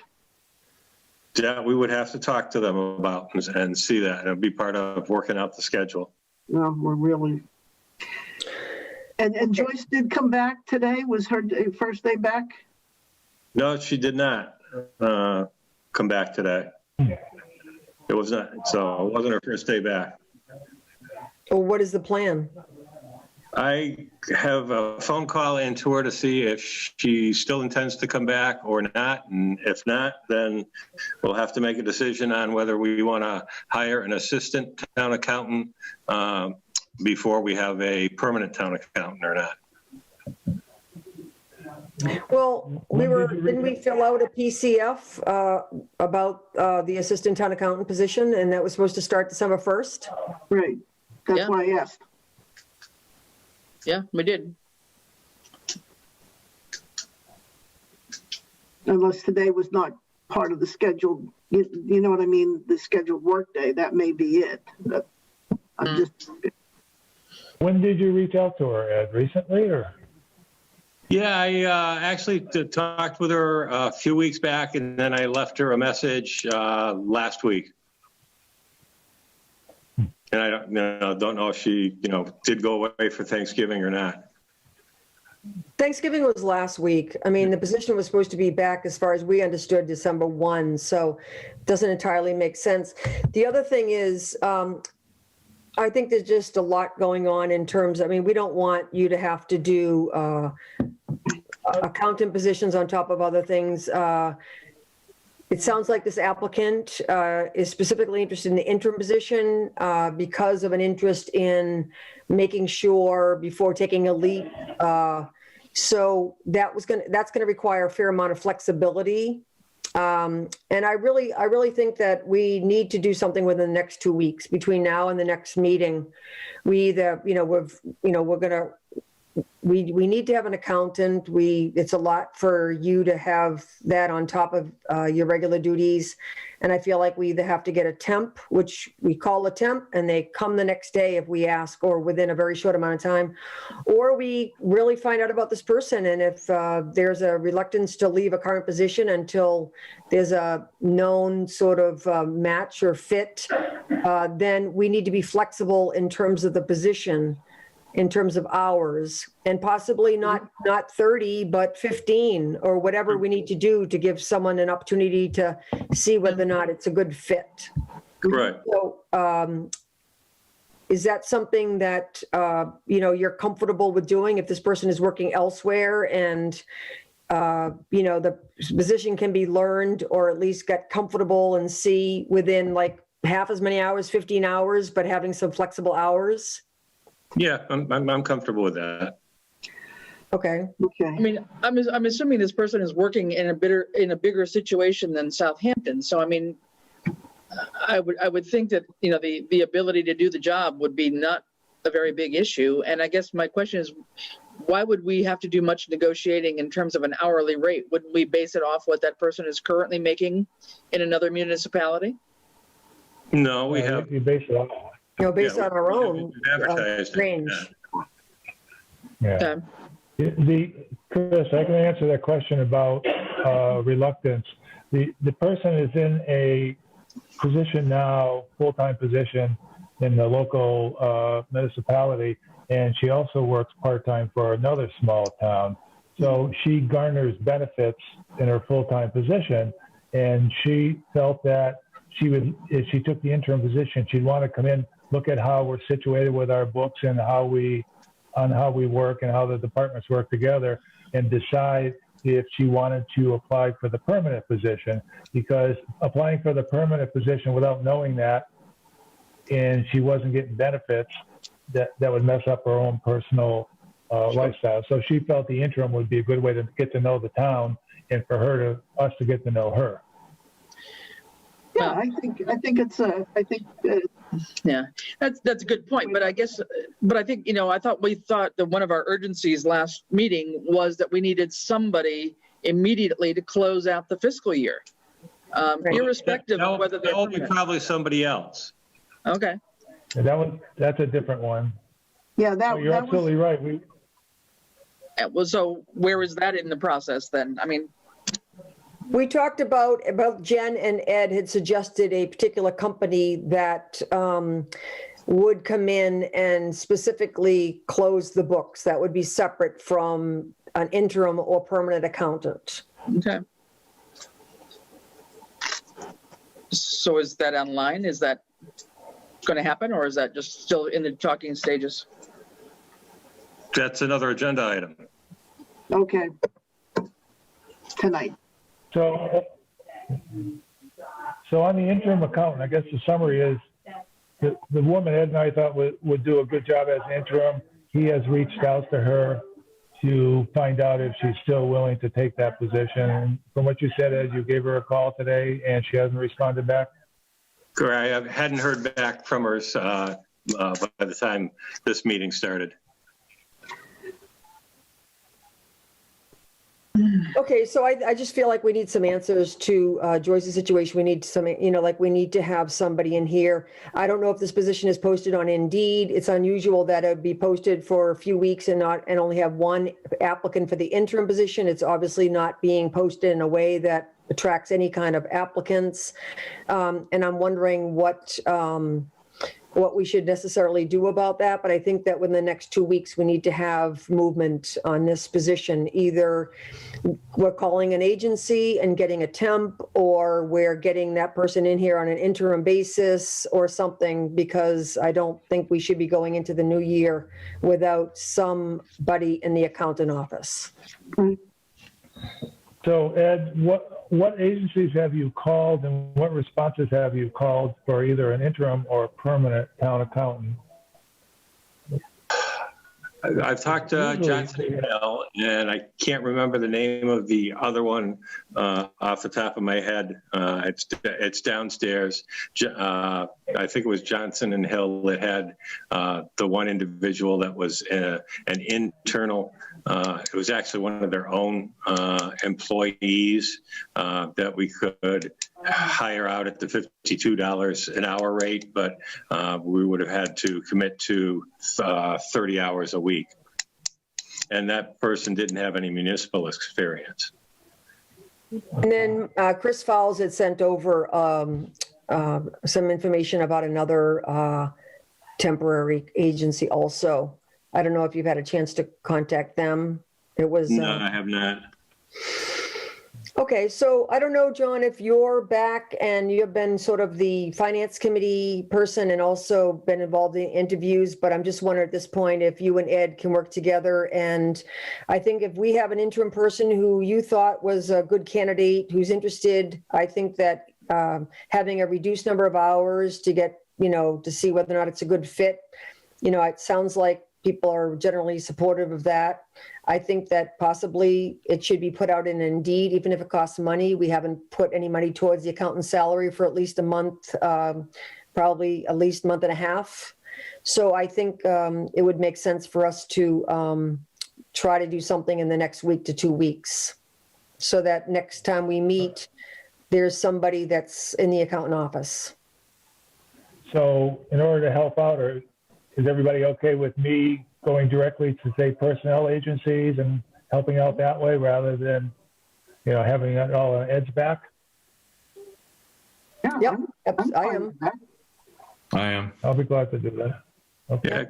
Yeah, if you could do that, I will actually reach out and see if there's any regional collaboratives that might be able to help with this, and also see if we end up with any new candidates for the permanent position. Okay, so Ed, where have we advertised the permanent position? I remember, did you say MIAA or something like that? Yeah, the MMA, and then on our own website. Okay, so we haven't gone to Indeed or Monster or anything like that? No. Okay, I think we need to actually, I really do. I think we need to get the word out to, I think Indeed, my experience at my place, we put it on the website. The minute we get it out into a, more of a public media place, that's when I get applicants. So I'm comfortable, John, if you're able to work with Ed on this, and, with the hope that within 2 weeks, we're going to have somebody in the accountant office, and also find out what's happening with, I thought we filled out a, PCF for Joyce. I'm just kind of surprised if the understanding is that it was today that she would start back at, kind of reaching out to find out why that didn't happen today. I thought it was supposed to be December 1st. I'll give her another call tomorrow. Okay. So getting back to, do you mind if we spend a few dollars? Spend a few dollars if we need to on Indeed or Monster? We can take it out of the accountant's expenses, I would think. Yep. Are you folks okay with that? Yeah, I think we've got to get the word out. Okay. Yeah. I'll work with that on that. And I don't the know number if of we people have that are going to, motion up to a certain amount of money. I'm not exactly sure what the posting how much it usually costs. HR in our place, does that as an account, but I don't know offhand if you would feel better having a motion approving up to a dollar amount. Yeah, if you do that, I would think $500 would be plenty of money to do something like Yeah. that. Yeah, I can't imagine it would be more than that. So would someone like to make that motion? So moved. Nope. Yeah. I'll second. Second, okay, so Chris and then Francine to approve up to $500 for getting the word out, publicizing the accountant position on an online media. All in favor? Fishman, Fowles eye. Roland, aye. Martin, aye. Roden, aye. And if it's okay, we're going to also talk about the closing of FY20 since it's pretty much connected to this. Sure. You and Jen had mentioned a company that you both have worked with before, and I know you had reached out to that company soon after the last meeting. Can you tell us what the update is? Yes, and they were interested. He wanted some information for us so that he could look at it and actually give us a firm proposal dollar-wise up front. So one of the pieces is he wanted to look at the DLS gateway to see what was actually in there that has been entered and what still would be needed to enter and how much work that was. And I have had issues getting into the DLS gateway. Lucy had told me I had an account, but I couldn't get in. And we finally this afternoon, late this afternoon, was able to get some help and get that straightened out. So I've sent that information along to the firm so that they can take a look at that and get back to us with a firm proposal. And what is our timetable here? Let's see. Really would like to wrap everything up by the the end of next week. What do you mean wrap up? You mean get the firm in place, or? Well, not only in place, but hopefully to have everything closed up and done. Good. And entered. That's good. When is the deadline for setting the tax rate? I think Jen had said that we needed to have everything in place by, I think it was the 15th. December? December. Yep. That's 2 weeks. Yep. So the deadline then in closing the books would have to be, is the 13th? Isn't that on the late side? It's tight, but that's what we have to work with right now. Okay, I'm going to basically say that these two agenda items are like top of the list. Yep. I think that we can't afford any more time with trying to get access to a website. That took way too long. I feel like we don't have a choice now. So I think there needs to be like immediate follow-up. Do you know when they're going to get back to you about a proposal? I would hope to hear something back tomorrow. And then it would be a matter of them getting access, and who would end up entering in the remaining information? They would. And is the information readily available, or is that going to have to be a bit of searching? I'm hoping that it's readily available. Because what Jen had originally told me is that they had done the cash balances and reconciled those. So I'm hoping that it's not anything considerable that will take a lot of time. Okay, anybody have any questions? Oh, but I echo your level of urgency. All right, I'm just going to check with you at the end of the day. I mean, this is the part that worries me. I mean, this is like extremely important, not having two people in the accountant office. We don't know why one of them isn't there today, or at least not publicly aware of that, and very few applicants, and one applicant for the interim position. So we really need to move on all of this ASAP. So I'll check with you at the end of the day to find out what we found out from the, what's the name of the company, Ed? Oh, God. Don't ask. Yeah, it's down in my office. Okay. But it's the same I company that remember you that and Jen referenced? Yes, Yeah, it Jen is. referenced a guy by the name of Eric. I don't know if Right. Eric thing was the name of the company or not. Yeah, it's Eric, and I forget what his last name is. Okay. And do they end up getting access to the same software? And I mean, does this mean they come in, they work consistently until it's done, and then, or is this remote access to the various accounts? Yeah, they can do. They should be able to do just about all of it remotely. Okay. Any other updates on any of that? Or questions, anyone?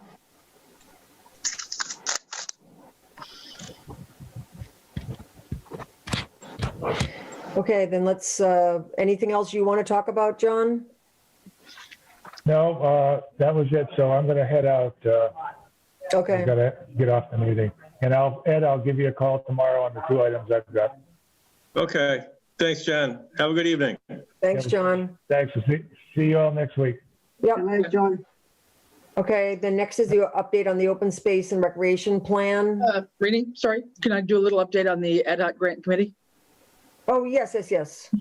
Sorry, just a couple things. We'll deal with a couple of the items as we get further down in the meeting. But there was a small grant that Ed had worked with and applied for, the Empg Grant, which is the Emergency Management, I guess, Planning Grant. Is that what it's called, Ed? Yeah. And basically, it's less than $5,000. It's something we've applied for in previous years, and this is something that Ed had worked with a request from the fire department to put in for some money for some power. Let me not look at this wrong. Hang on. For some battery-powered extraction tools for accident removal, other kinds of disasters, as well as a sort of a big floodlight, work light for an accident scene or a situation where they have to be working in very dark situations. And there may be, along with that, a leftover request from last year that hopefully will still be on the it's in their pile within this grant program. They just never acted upon it apparently last year, which was for a town employee badge ID machine. And so both of those things are kind of in play, and they're less than 5,000, but that application went in at the end of October.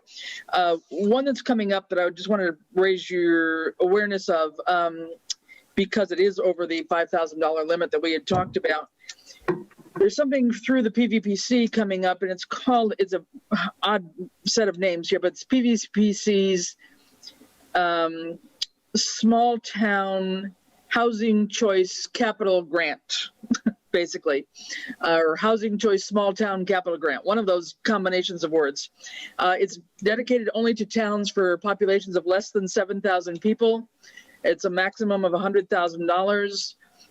It does a variety of things in terms of looking at rehabilitating an old rundown building, maybe for municipal purposes, or maybe affordable housing. It can be an improved road situation if you've got an area that floods all the time, so improved drainage. Could be a wide variety of projects. It's not housing only, even though that name is in the title of the grant. It actually has a deadline of applying mid-afternoon on December 11th. And so that's why I wanted to bring it up tonight. One of the things it's able to do is have design and construction of whatever kind of project you're looking at, as well as some land acquisition, as well as focus on other kinds of infrastructure, such as parks and bikeways. Now, with the idea that one of the high priorities that came out from the community survey was the greenway, was the bike path. This is kind of the timing, this December, January, February, March, I think is a timing when a lot of grants come out to be applied for. And I would hate to wait another year to do something. So a thought here is that we know that we've got legislation pending in Boston to try and have monies be used from the CPC to purchase the right-of-way for the railway, right? But that's been pending for at least a year now. That's been our stumbling block all along in terms of being able to get the right-of-way to the railroad so that we can actually do design and do anything with the bike path. That's still in legislation, it's still there, but rather than waiting on that, we're talking about maybe taking a different approach and seeing whether or not we could apply for this under this grant for maybe $75,000 or something like that could serve as our match to a future bigger grant. Now, this is confusing. I'll backtrack in just half a second here. If we were to have the right of way, forgetting the actual purchase price on that, Ed, but it was something like $370,000 or something for the right of way for the railroad, I think. And DOT has said that, that is there for us, but we haven't been able to do anything with it. No matter what, any kind of grant we're going to apply for, if we didn't have the CPC money, you'd have to have at least a 20% town match. So rather than coming to our meager budget, of which there is nothing to fund this with, and not being able to use CPC money at the present time, the idea would be to apply for this kind of a grant to be able to grab that match, if we could, in advance of applying for something like the Mass Trails grant that would not be due until February, whereby we might be able to then go with a match in hand and be more attractive on a bigger grant to actually perhaps purchase or get money to purchase the acquisition rights to the bike path. So I'm not sure if that's clear, but what I'm trying to say is that we're going to try and, with your okay, put in an application somehow for December 11th deadline to see if we can present the case to put in a request that I'm going to say is maybe $75,000 for the notion of it being our match to a future grant to acquire the bike path. I've got to call into PVPC. They didn't respond to me today, but I've got to call into one of the guys there who's in charge of the program just to be sure that this is something that they would look at and be willing to consider before we go to all the hoops and whatever to get through the actual grant process, because we've got a real short lead time. But we just wanted to throw that out and just see any reactions that you all have about that. We were just thinking that waiting for the legislation to happen is probably another many, many months down the road, especially with all the other priorities in Boston these days, that's not probably high on anybody's priority. So anyway, that's kind of it. If you have a question, feel free to ask. I'm not sure I explained that very clearly. I think it's an interesting strategy to anticipate. When are they going to announce the award? Do you know? The awards. We have to apply in December. They're announced by I believe it's the end of January, early February. So it's pretty short turnaround time.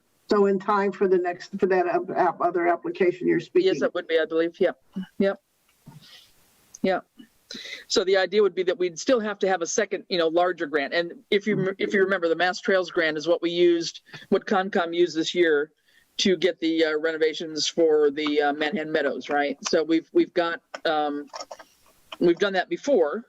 One of my questions, I guess, for them, for PVPC on this is whether or not, that would cause any problem, but I don't see that it would. I mean, the main thing is to try and get the PVPC grant first and see if that could lead us to some bigger grant, Mass Trails or something else, a couple months down the line.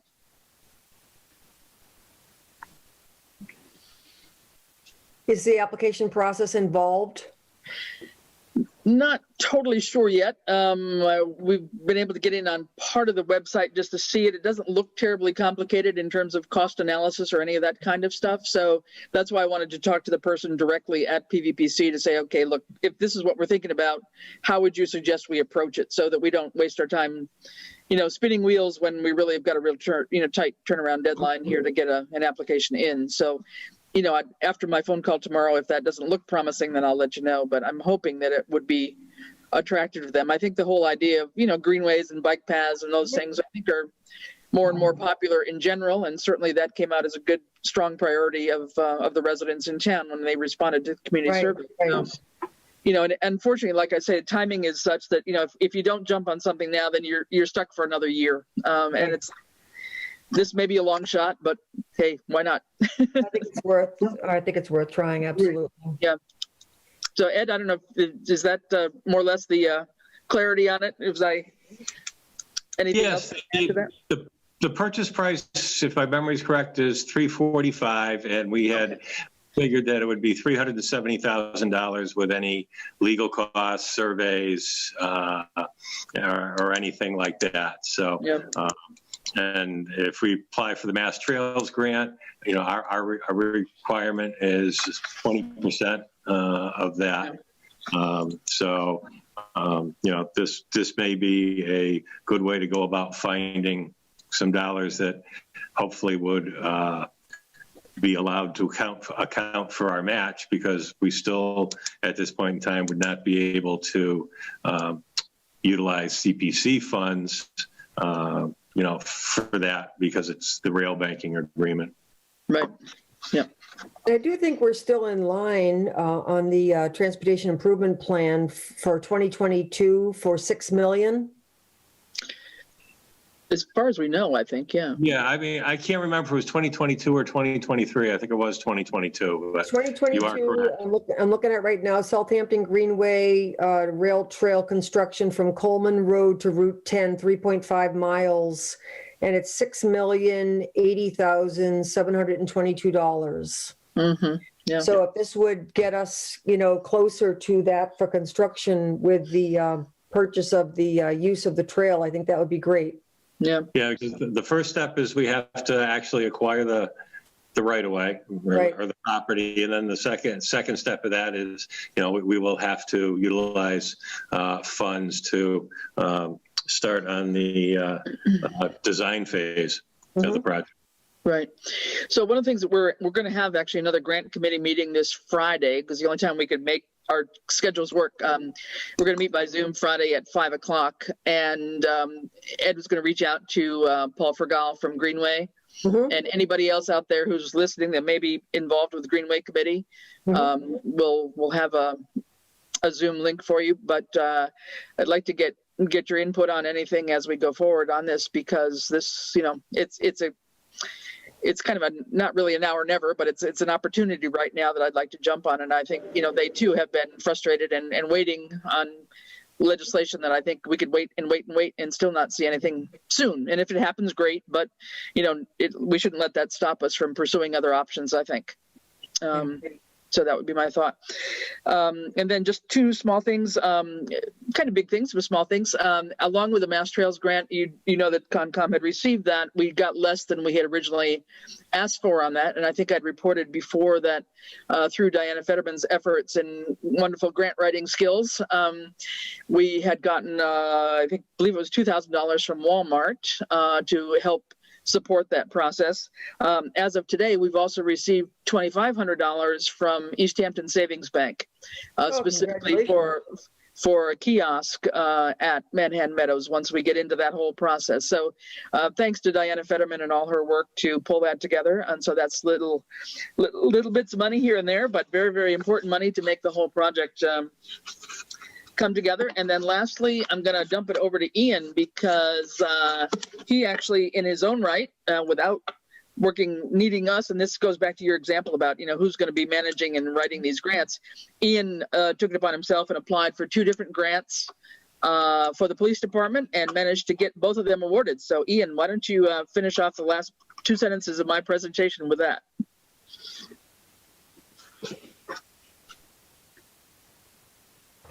Can you hear me? Yeah, now we can. Okay.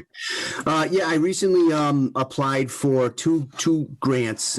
Specifically, one was the Edward J. Byrne Memorial Grant, and that was a federally funded grant, but it's distributed through the state. It was a competitive grant, and with that grant in particular, I asked if so that it allowed, I asked for monies that I would ultimately would ask through capital improvement. So we were awarded about $35,000, and that included tasers. It included a voicemail system for the police department, and it also included Your radar thing, I think, right? no, that was a separate grant. It also included a fingerprint scanner. I'm sorry. Oh, yeah, there you go. Yes. Yeah, right. And then we received another grant for traffic safety, and there's 4 campaigns. It includes wages, but it also provided a radar speed sign that's going to be solar powered that we can kind of leave up semi-permanent in certain locations, as well as a radar gun for our cruiser. So, yeah, all in all, it was a good month.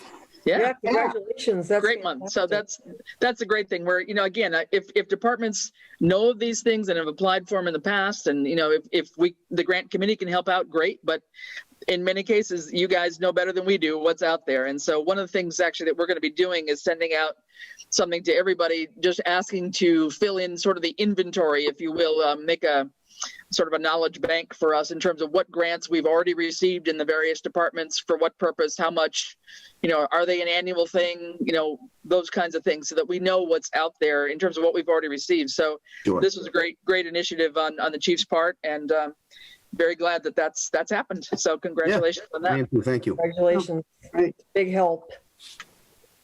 Yep. Okay, thanks a lot, Chris. That's it. Sorry. Yep. Okay, so Thank you, Ian. You're welcome. Thank you. we can go back to the regular agenda if you want. I think we were talking about the MSP.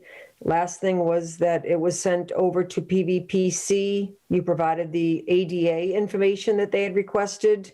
I haven't heard anything since then. Is there any updates, Ed? Yes, I'm expecting that back anytime. Ken had received it, and the last correspondence I had with him, he thought it would take them about a couple of weeks to incorporate that and get it back to us. And was just about 2 weeks ago. So it should be due back to us just about any time now. Okay. Any questions about the open space and recreation plan? No, and just to say that is a key one, I think, as we've said before. Having that done is also a criteria for several other grants that you can apply for. So having that up to date is really, really critical. So, Yep. And we did also say that our deadline or hope for that was the end of the year. Yep. So hopefully that'll, we do have to have a meeting with the planning board. We have to have letters of support for the plan. There's a number of steps that still have to happen once we do get it back. Yep. Any other questions about that? All right, the next is the hazard mitigation plan committee update. Yeah, and we got a candidate from Conservation to serve on that. Now that we know who will be our EMD going forward, that is one of the categories that they suggest that we have in that core team. So I will talk with Don about that. They also suggest someone from the health department with the COVID going on. I don't know how that will go, but should have everything wrapped up on this, hopefully for the end of the week, to move forward and schedule a meeting. Okay. And I was also voted as the representative from the select board, so Correct. let me know when the meeting will be. That'd be great. And then at what point from the beginning does a representative from Fuss and O'Neill be part of that committee? Yes, and in our times, they're probably going to be, in fact, I know they're all going to be Zoom meetings rather than in-person meetings. So yes, Julia Busa from Fuss and O'Neill will be helping us out with that. Any questions about that? Okay, next is revenue and expenditures. I don't imagine we have anything to look at because we don't have the close or anything up till now for FY21. The next one we get will be once we have someone in place for that interim town accountant position. Okay, as far as you, paying invoices and posting and all that, that's still happening? That's still happening. I will let you know that today is my last day of my appointment, so don't know if the board wants to appoint me interim town accountant for another 2 weeks to the 15th, so that can still happen, or how you want to proceed. I think we need to do that. Another 2 weeks, and hopefully within that time period, someone else will have started. So. Right, and then I'll just resign. Okay. Happily so. I'm sure. I bet. All right. So somebody would like to make the motion? I move to appoint extend Ed's interim town accountant position for another 2 weeks until December 15th. I second that. Okay, Francine, and then Matt, Matt. thank you. Any further question, comment? All in favor? Tishman, I. Fowles eye. Roland, aye. Roden, aye. Thank you. Thank you. Now keep us functioning and keep me pulling what's left of my hair out. Well, hopefully it'll, in the next 2 Yeah. weeks, we'll have more help. Yeah, I'm Next is, sure we will, one way or the other. Good. Okay, so next is the disability long and short-term update. And John had touched on that a little bit. The two of us are gonna work to get together to talk to a number of vendors and present them with the information that we have to, and hopefully get some proposals back out of them for that. Mm-hmm. Any questions about that? If not, next is the COVID-19 update. We had a meeting on Monday for the usual Monday, every other week call, and the departments are adequately staffed and also adequately supplied with PPE. Out in the healthcare world, I can tell you that it's very, very concerning. We have probably at capacity, and most of my colleagues are also in the same boat. I mirror what Dawn said earlier about the hospitals. The next 2 months are going to be a very big challenge. We have a large number of employees at the area hospitals that are COVID positive, of healthcare workers right now, and it's very, very concerning. So, and when that happens, it's a 2-week furlough or 2-week quarantine rather. So I think there's a lot of concern, I think, in our own town. I think thankfully everyone's doing a great job. And the numbers, I think, what was the number that was given Monday? For us, Yeah. we're up to, and this is in total going back to March, we're up to 66. We're in there are 4 levels, color levels, gray being the lowest, then green, then yellow, and then red. And red is when you have to actually step back and your phases for reopening plans and what have you. We are in the green for the last 2 weeks. We've had 11 positive cases over that period of time. That puts us under 15. So that's why we're in the green. Once we hit 15, we would move up into the yellow. But, numbers are climbing, not only nationally, but Massachusetts, but here.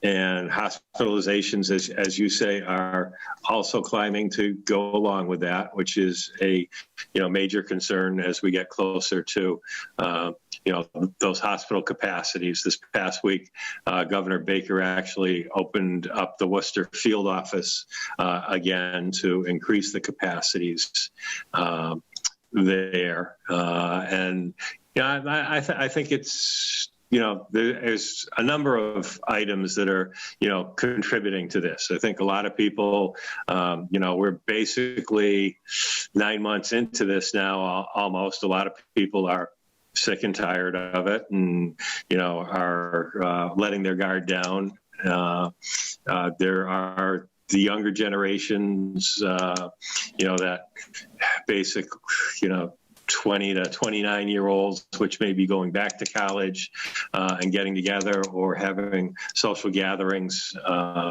and not wearing face masks, not social distancing, and, if they're inside, maybe more than 10 people. So you've got a number of things going on. You've got the season. Thanksgiving has just passed. We saw, I think it was something like 1.7 million people actually, traveled, and a good amount of them were through the airports and whatever. Against all, shall we say, I won't say please, but recommendations, suggestions, what have you. So you've got the concerns for numbers climbing further from that. And, we're now in the holiday season. People, a lot of people are, shopping online, but there are a lot of people out there, whether it's Black Friday, Small Business Saturday, what have you, out there, shopping. And the other holidays, whether it's Hanukkah, Christmas, what have you, are going to come up later in December. And, we're going to face some of the same issues we did with Thanksgiving of, okay, they're recommending stay in your own household, but there are going to be people that, get together and, have gatherings of, 10 or more that push that envelope. So, the next, I would say 2 months are probably going to be critical, to this. And I still say, important pieces are wear the face mask, wash your hands, sanitize your countertops or frequently touched surfaces. But, more than anything else, wear that masks. Whether you're, outside in public or inside, and someone from outside your household is around. And I would say also that. Go ahead.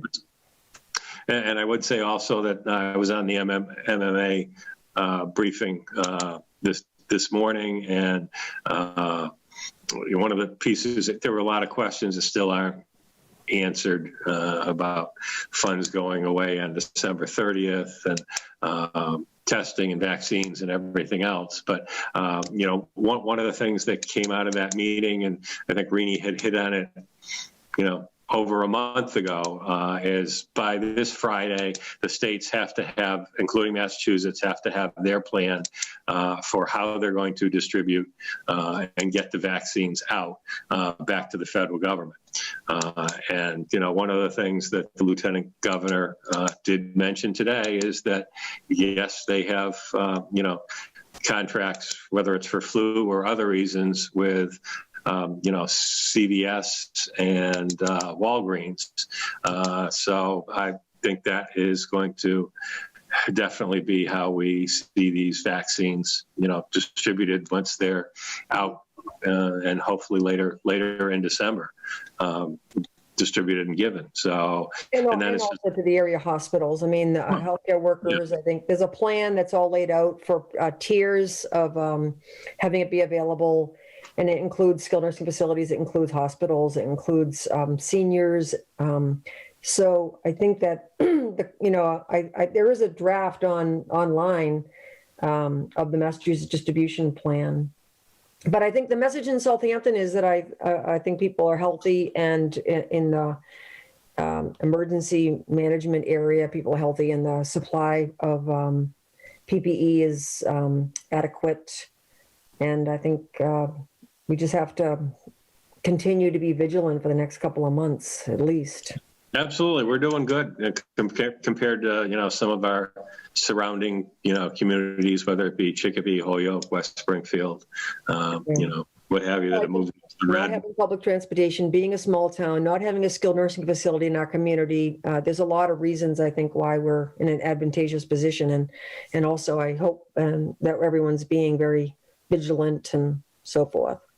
Well, Any questions about Well, one of the comments I'd like to make is one of the things that I found interesting that Dawn said is in the event that the hospitals in the area become, are at capacity and can no longer take people, that our EMD would be responsible or assume the responsibility of, I guess, training, informing people what they have to do in order to care for someone at home.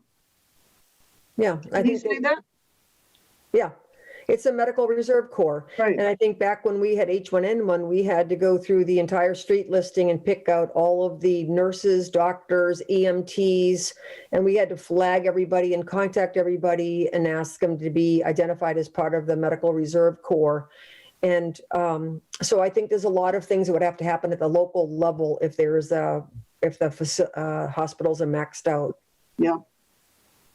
I mean, they'd have to be area hospitals set up. There's already, some in the state that's already set up for being able to handle overflow, and they'd have to use staff. Right now, the staffing is a huge problem. Huge problem. Yeah. They can't do both. They can't be at the hospital and not in these.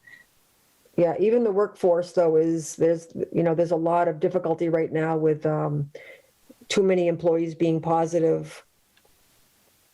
Wow. So anyway, it's just holding our breath and trying to get through the next 2 to 3 months until a vaccine's available and everybody has to stay safe. Yeah. Any other comments about COVID? Okay, where are we here? So we talked about the town accountant position and the interim. We talked about the close. We talked about the EMD. The next thing on the agenda is Riggs 88 Pleasant Street conservation restriction. We had a lot of paperwork in our packet about that, but I didn't see anything signed off by Concom. Has that already happened, Chris? They voted on it at the last meeting. Okay. Yeah. Okay. Yeah. All right. So do you want to say anything more about that, Ed or Chris? No, I mean, I just wanted to correct my mistake last time where I think I said that it was actually donated to the town, which it is not. So Yes, and if it was donated to the town, we'd be going to a town meeting. So basically, they're not donating the property to the town. They're donating the conservation restriction to the Conservation Commission. Right. Correct. Right. And then who will be paying for the regular sort of, right now, Red Brook Estates, we have the conservation restriction on Red Brook Estates, and we're being paid by, I think, a land trust for management of the land. Is that come with funding? I believe that requirement is there because of the fact that it was not because of the conservation restriction, but because the work that was permitted by the Conservation Commission because of the wetlands, no? Because of the wetlands to actually develop that. And that's basically the oversight that is required to inspect that every year and make sure it's still in compliance and not the walls aren't deteriorating or whatever. Yeah. So there's no level of oversight that we're required to do by holding the conservation restriction in the Concom? Not that I'm aware of. I don't think so. I think it's like other landowners that decide to put their land under conservation in perpetuity, and they put the conservation restriction on it through however they do the state tax program or however they can do that, but it remains in their ownership and it's their responsibility. And okay, as far as I know, I don't think there's anything for us to worry about on that one. I think Red Brook is a very different situation. Yeah. Okay. But I think we should be signing off on something here though, right? There was no paper for us to sign. Yeah. Okay. There should be. Yeah. Okay. Yeah. The select board would need to approve this, and then Lucy's got the actual conservation restriction, which needs to be signed. So you would need to make an appointment with Lucy to come in and sign that in front of her. Okay. Would someone like to make a motion then to accept the conservation restriction? That is under the jurisdiction of the Concom, but yet we still need to vote to accept it, correct? Correct. Okay, would someone like to make that motion? So Yes, Okay, and I'll second it. okay, so Francine and then Chris. Okay.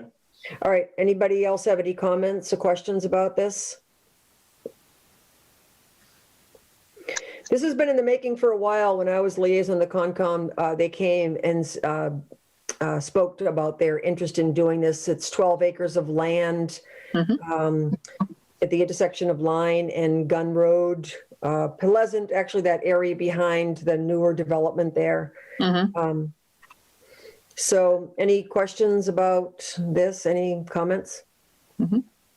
It seemed to be almost 2 years because Mr. Riggs had reached out to me because he thought he had tried sending me something that I didn't receive on it, and I had gone back to see if I had anything on it, and the only email I had in reference to it was back in January of 2019. Yeah, it's been a long process to go through that state tax program, but yeah. Yeah, and they were very involved too. They came to some of the neighborhood outreach plans that we had. Okay, all in favor? Fishman, aye. Fowles eye. Roland, aye. Groden, aye. So if you could just make an appointment with Lucy to get this notarized, Okay. Yep. signed. Signed, and then she'll notarize your signatures. Yep. And then moving, just thinking ahead in this agenda, if when you do that, if you think about it, if you might come by my office and see Judy and myself, there'll probably be some liquor licenses and common victulars that will need signatures. Okay. Yep. So we're up to the CARES Act update. So either Chris and or Ed. Yeah, and I can tell you, I spoke with that office again this morning. I had gone through and answered what I thought were most of their questions, and they asked actually to have us move some of our requests from the section 4 other up into the form 2, which was the actual application process. I did that. I resubmitted it about a week ago. They have had some other questions for me so far this week. I've actually had some for them. I talked to, excuse me. I talked with Brendan again this afternoon, and he feels that he'll have gone through our resubmission package and have a response for us by Thursday. Okay, good. Yeah. Great. So just for anybody listening, all that we put in for the second round has not received its formal approval yet. I mean, the first round had, but not the second round. So all the things that police, fire, our community cupboard, our COA, the library, Board of Health, everybody that put in for, we're waiting on the state. So. And right now, if we're being told that the deadline is December 30th, it's now December 1st. How we're expected to utilize and purchase any services in less than a month's time is completely unrealistic, I think. Yeah. It's going to be very tight, that's for sure. Yeah, and we have case tracing stipend, we have EMD stipend, we have a number of things that will have to be rethought if we find out that they're not going to push that date out. So. Yeah, and I think what we're going to find is they won't push the date out before December 30th. So we'll have to plan on the December 30th expiration date. I feel pretty strongly that probably in the latter part of January, we'll actually see phase 4 of the legislation actually go through with a new stimulus plan. But one of the pieces in phase 4 was always the ability or possibility to extend the date of the use of the funds past December 30th. So I think after the fact, we will see that. Okay, just to make it more complicated, whatever. Oh, yeah. Can't be easy. And this is not unusual. I've actually talked to a couple of people that have been involved in the CARES Act, and there's a lot of back and forth. This is not, I think the resubmitting different lines, questioning the vaccine refrigerator, all that.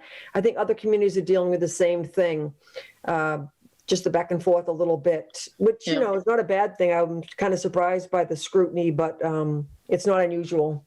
Yeah. We already know what they disallowed. Is that correct? What's that? We already know what they are disallowing. Is that correct?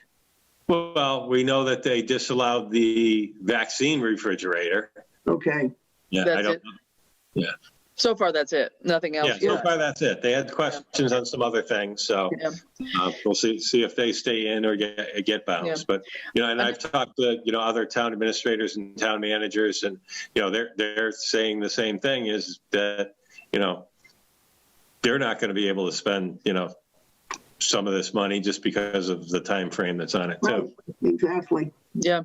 And Jerry had contacted the person at the state and was told, Jerry from the Board of Health or the Health Department, that the reason the vaccine refrigerator was declined was because the services will not be used by the end of December. In other words, there's not going to be a vaccine.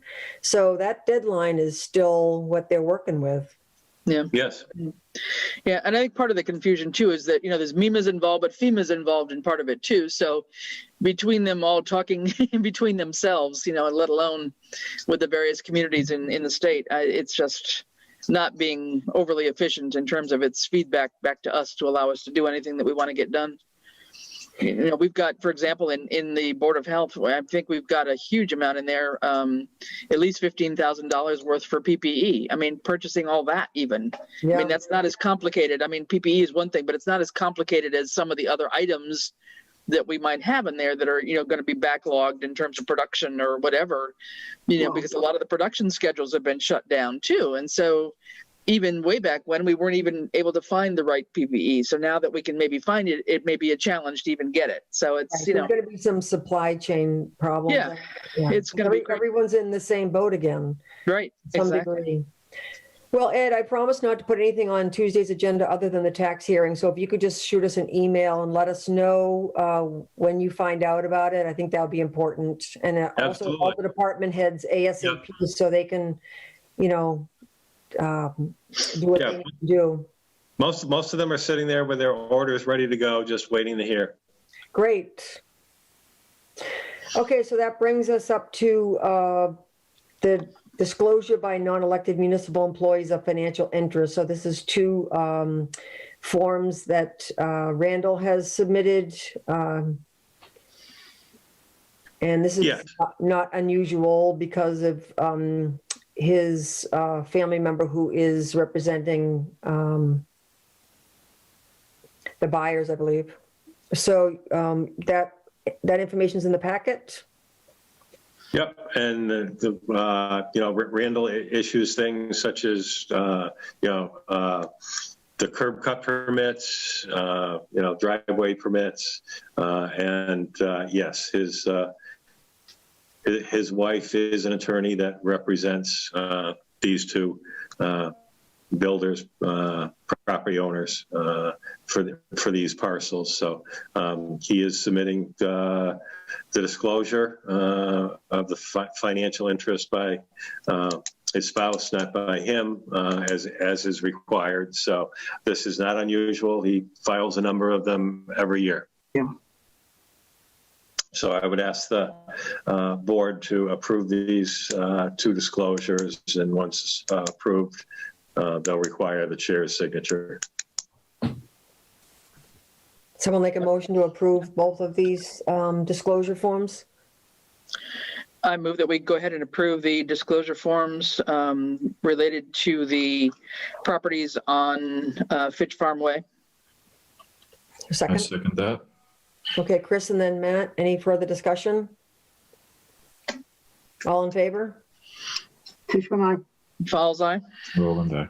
And Groden,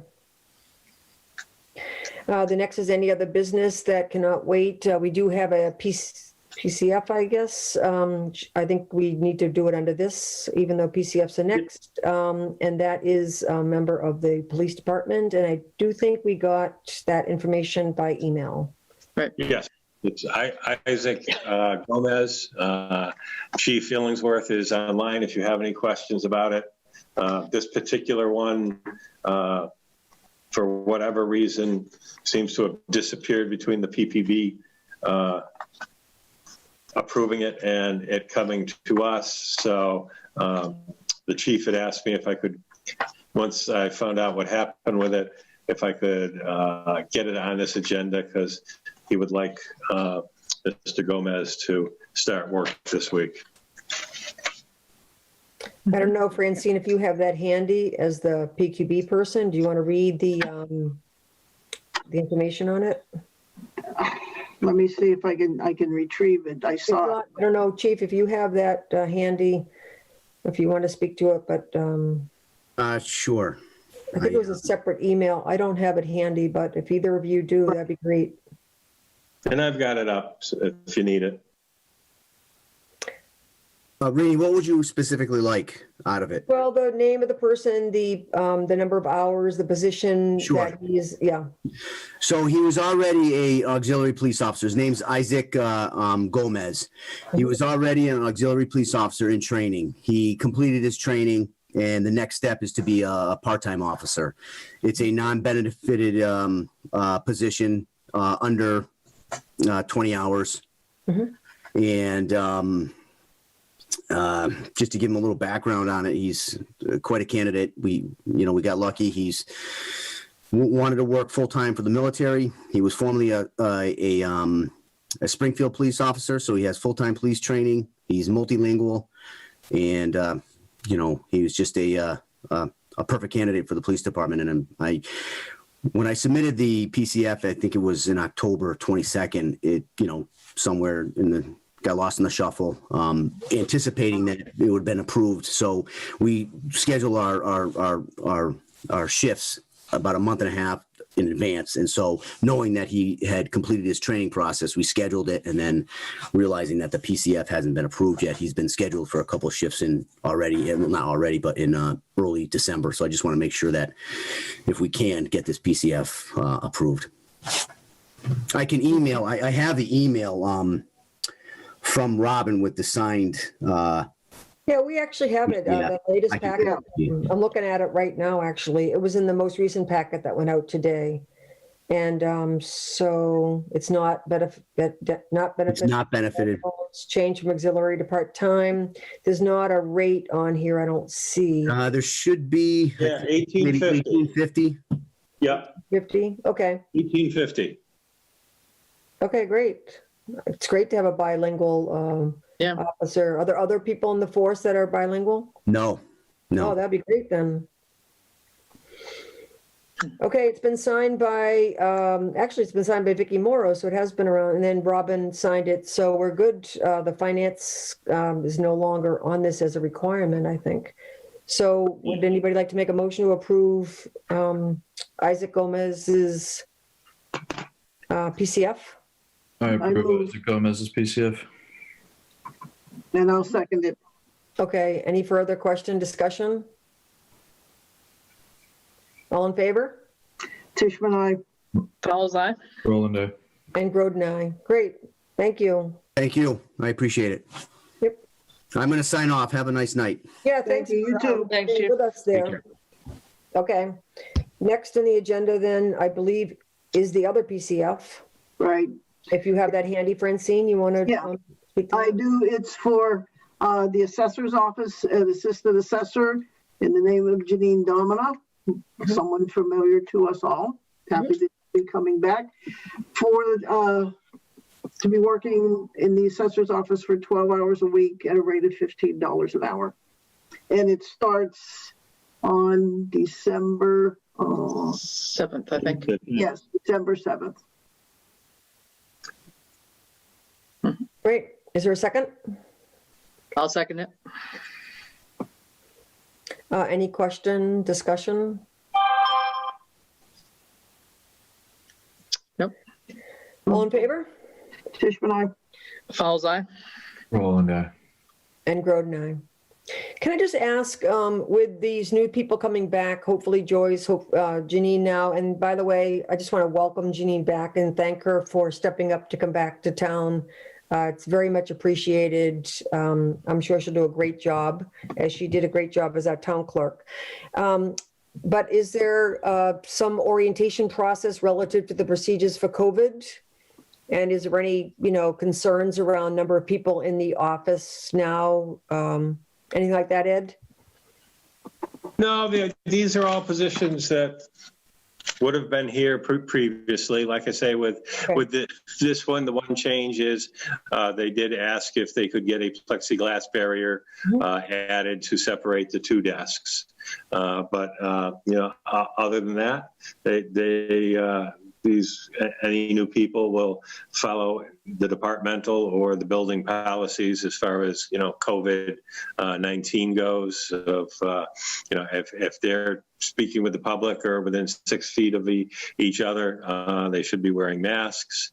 They will be introduced to the fact that whether they allow someone to come into their office that's a non-employee, or even if they go out and talk with someone, and take some paperwork from them or whatever that's a non-employee from the parking lot or, from the steps, that they will be required to have that person fill out the sign-in sheets for the contact tracing. So.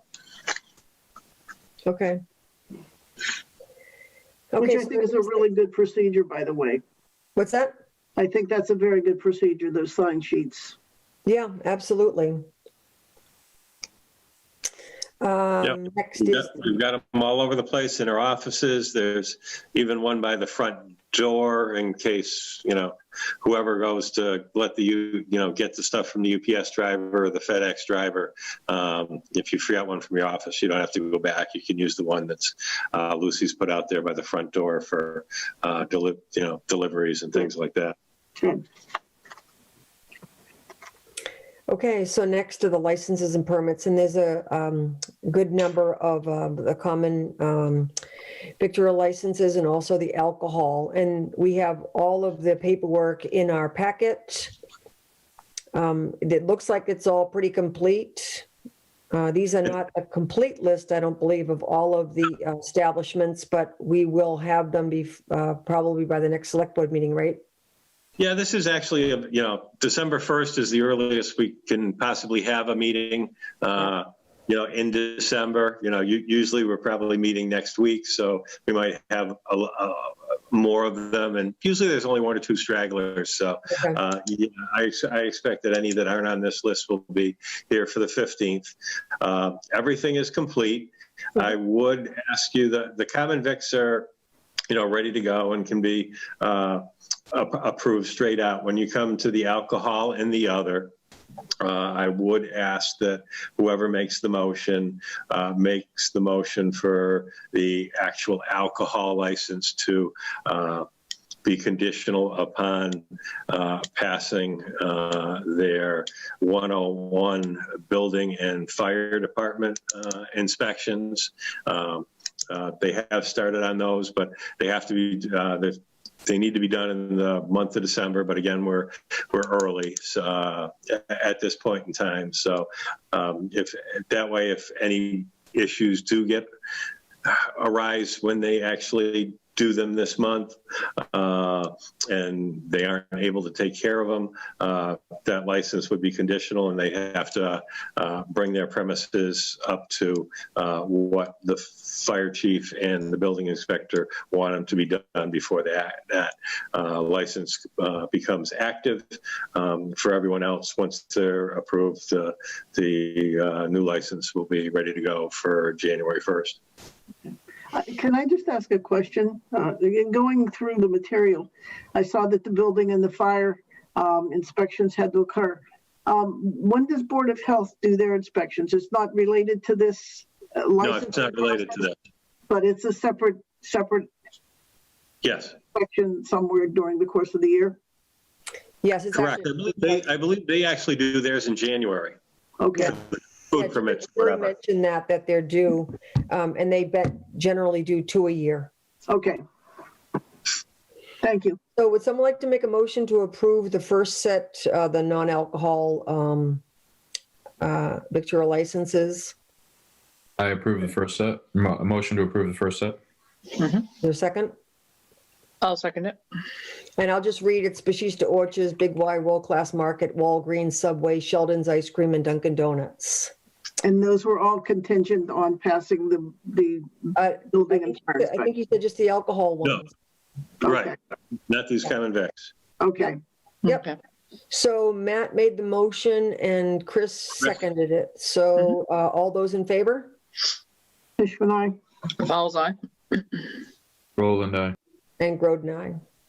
Okay, next we do have the alcohol establishments: Paisano, Southampton Country Club, Westlake Gourmet, Southampton Beer and Wine, Smitty's Package Store, County Liquor Store, and Pure Food Market, who all sell alcohol. So would someone like to make a motion to approve those? I'll move to approve those entities contingent upon passing the building and fire inspections. I'll second it. Okay, Francine and then Chris. Any questions? No. All in favor? Fishman, aye. Fowles eye. Roland, aye. And Groden, aye.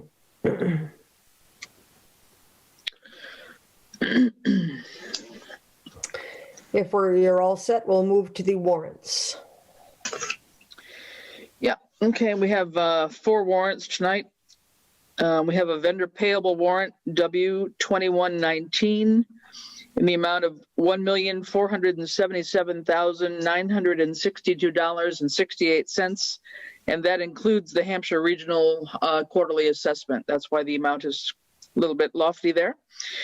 We also have a vendor payable warrant W2121 in the amount of $99,363.53. We have a payroll warrant P2122 in the amount of $287,488.18. And lastly, a payroll deduction warrant PD2122 in the amount of $45,720.64. Thanks, Chris. Any comments, questions about the warrants? No. And again, we get, details in our packet about the, all the items on that. So Right. Thank you. Mhm. There are no documents requiring signatures, and there are no minutes to approve. We have 5 pending items. Does anybody have any questions about the Doers Green Community Grant? I thought that was on the agenda here Yeah, it was. as old business, right? Yeah. I guess I skipped over it. Is there an update on that? No, or the vendor that has done our audits is now out. They have all the energy information as far as usage goes. They have been out to the police station to look at their furnace / boilers. And made that appointment. I think I'm going to actually reach out to them and ask them from the preliminary information if they've got from the library, if we have any hope of maybe garnering any funds for HVAC upgrades in that building. And if they are, I'll ask them to come out and take a look at their heating system and boilers, since we know that they're going to have to put in a capital request to replace that for this upcoming fiscal year. Okay. Nothing on, I did ask that we take off the dog hearings, as it seemed like there was never any updates on that. And I did ask that the Greenway be added, because now that we know that this came out #1 on the master plan survey, I just want to make sure that we continue to address at each meeting on what we can do to move that forward. Any other questions about that? No, just one other pending item. We brought it up a couple weeks ago, just that envelope study on the old town hall. Yeah. Where do we go from here with that? Now that we've had somebody look at it, what's our next step on that? They will come back to us with a report, and then we will actually utilize that report depending on what's on there and what issues are, and they can use that for capital requests, depending on what the instance is. It may be possible to put in a community preservation request for, basic, whether it if it needed a new roof or something like that, because it is a historic building. So yeah. Well, I was partly asking because I just wanted to put my ears to the ground in case there was anything in terms of some sort of historical preservation grant or some opportunity that might be out there. So I just wanted to know that we were kind of moving in that direction to eventually have a report and figure out what it might cost us to do whatever we're going to do with it. So yeah, that's fine. Yeah. Okay, just two other things I wanted to just mention. One is we have our fire chief currently does not have a contract. I mean, he does because it extends, but I just wanted to just let the select board know that I'd like to invite him to come back and discuss, after the first year. I think I just want to be respectful of his position and the contract. So after the first year, I wanted to invite him to come back and see if we can discuss, if not something for this fiscal year, sort of moving and thinking ahead. And the other thing is, I am going, Ed contract is also up in January, and I'm sending him a copy, or he has a copy already, of the self-evaluation form. So I'm requesting him to fill out a self-evaluation form, and then I will do as we did the last time, send the select board all a copy of the evaluation form along with the people that report directly to him, and invite, additional feedback. So I will do that in the next week. So you'll have that. And then I'll also send out a deadline for that, probably 2 weeks, if you could do that. And then we can move forward with having another meeting to discuss his contract. Okay. Do we have a sense that there's funds available? That was the primary reason. There's part of there. I'm all for doing this, but it's a roadblock if we don't have funds. Yeah. Did I miss? Did I not? I mean, I guess a lot of this was done in executive session, but I mean, the guy does an amazing job. He's an amazing employee. We've discussed this open and publicly. I just feel like this is more about merit raises and a new contract. If we don't have funds, there's part of me that feels like it rubs salt in the wound. Am I looking at this the wrong way? Well, what do other people feel? I was thinking more of the fact that I just wanted to acknowledge that we're halfway through this fiscal year. And I wanted to acknowledge the situation. And if not working towards something for this year, be moving towards, what can we look towards for the next fiscal year? Yeah, I agree with Rini. And plus the fact that we did tell him that we would be talking again, and we need to let people know that, we haven't forgotten about them. And I think looking ahead to next year may be the way to go. I know there's nothing we can do this year, but I certainly do think people deserve hearing from us again. Okay, so we'll, think about something after the holiday. Any other agenda items or anything before we open up time for the public? Okay, then the select board reserves a portion of its meeting for public comment and encourages participation. Would anybody from the public like to speak? Tammy Walunas. Hi, Tammy. Hello, Tamara Loomis, 298 College Highway. I was hoping to do this at the very beginning when you normally ask about giving thanks. On behalf of the Southampton Historical Society, I want to thank the town of Southampton for helping us in voting to give us some CPC money to improve our roof. We have a beautiful roof now on the Clark Chapman house and the carriage house and the barn. They've got a couple little things to finish up, but what a difference. And we are doing some major cleaning and renovating and moving things around, and can't wait for the spring when we can have everybody come for a grand opening and see all the new stuff that we found. So thank you to everybody in the town for voting for that. And the framing is actually still holding up all that new plywood? And Yes. that new weight? Yes. That was a lot of plywood here, Tammy. For those that don't know, we unexpectedly got the carriage house and the barn roof metal taken off, and the underneath wood had baked in the sun from underneath the metal so much that it was just brittle, and you couldn't tell that before until you started seeing feet go through when they were walking on the roof. And they moved so fast and got a massive amount of sheets of plywood for us. And they really did a fabulous job.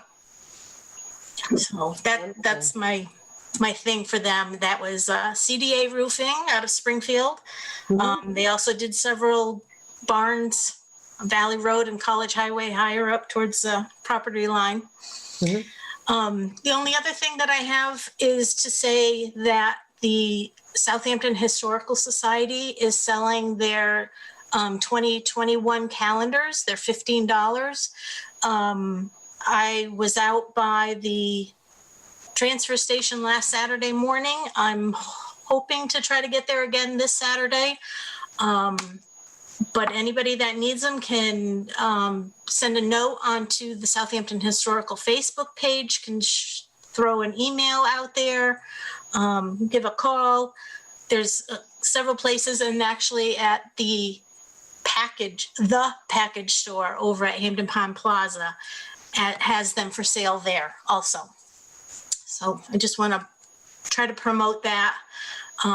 They are recognizing our first responders and priority people that we feel that we have in town. There are some beautiful shots of the teachers at Norris. There's kids from Hampshire Regional in different events, the big drama play that they did, and our Southampton, the Choral Club, and there's the fire department, police department, highway department. We've got a lot of people in there. There's a lot of faces you're going to recognize. So we're hoping we can get those going again. Wonderful. Tammy, well, you want to mention the Celebrate Holiday thing on the website? Oh, yeah. Thank you. We actually have a page set up. It's called the SHS Southampton Virtual Christmas 2020. And because we can't do our parade of trees this year, we're hoping to get some decorations outside. But we're asking, send your message, send a photo, show us what you're doing in your home for the holidays that are coming up. There's several holidays in December, and please post your pictures, post inside your trees, your outside, your decorations, even your Christmas card. Just, say happy holidays. 2021 is going to be far better. So That's for what- sure. What's the site again, though, Tammy? SHS Southampton Virtual Christmas 2020. And if you can't find it, let me know because I'll send you an invitation to get onto it.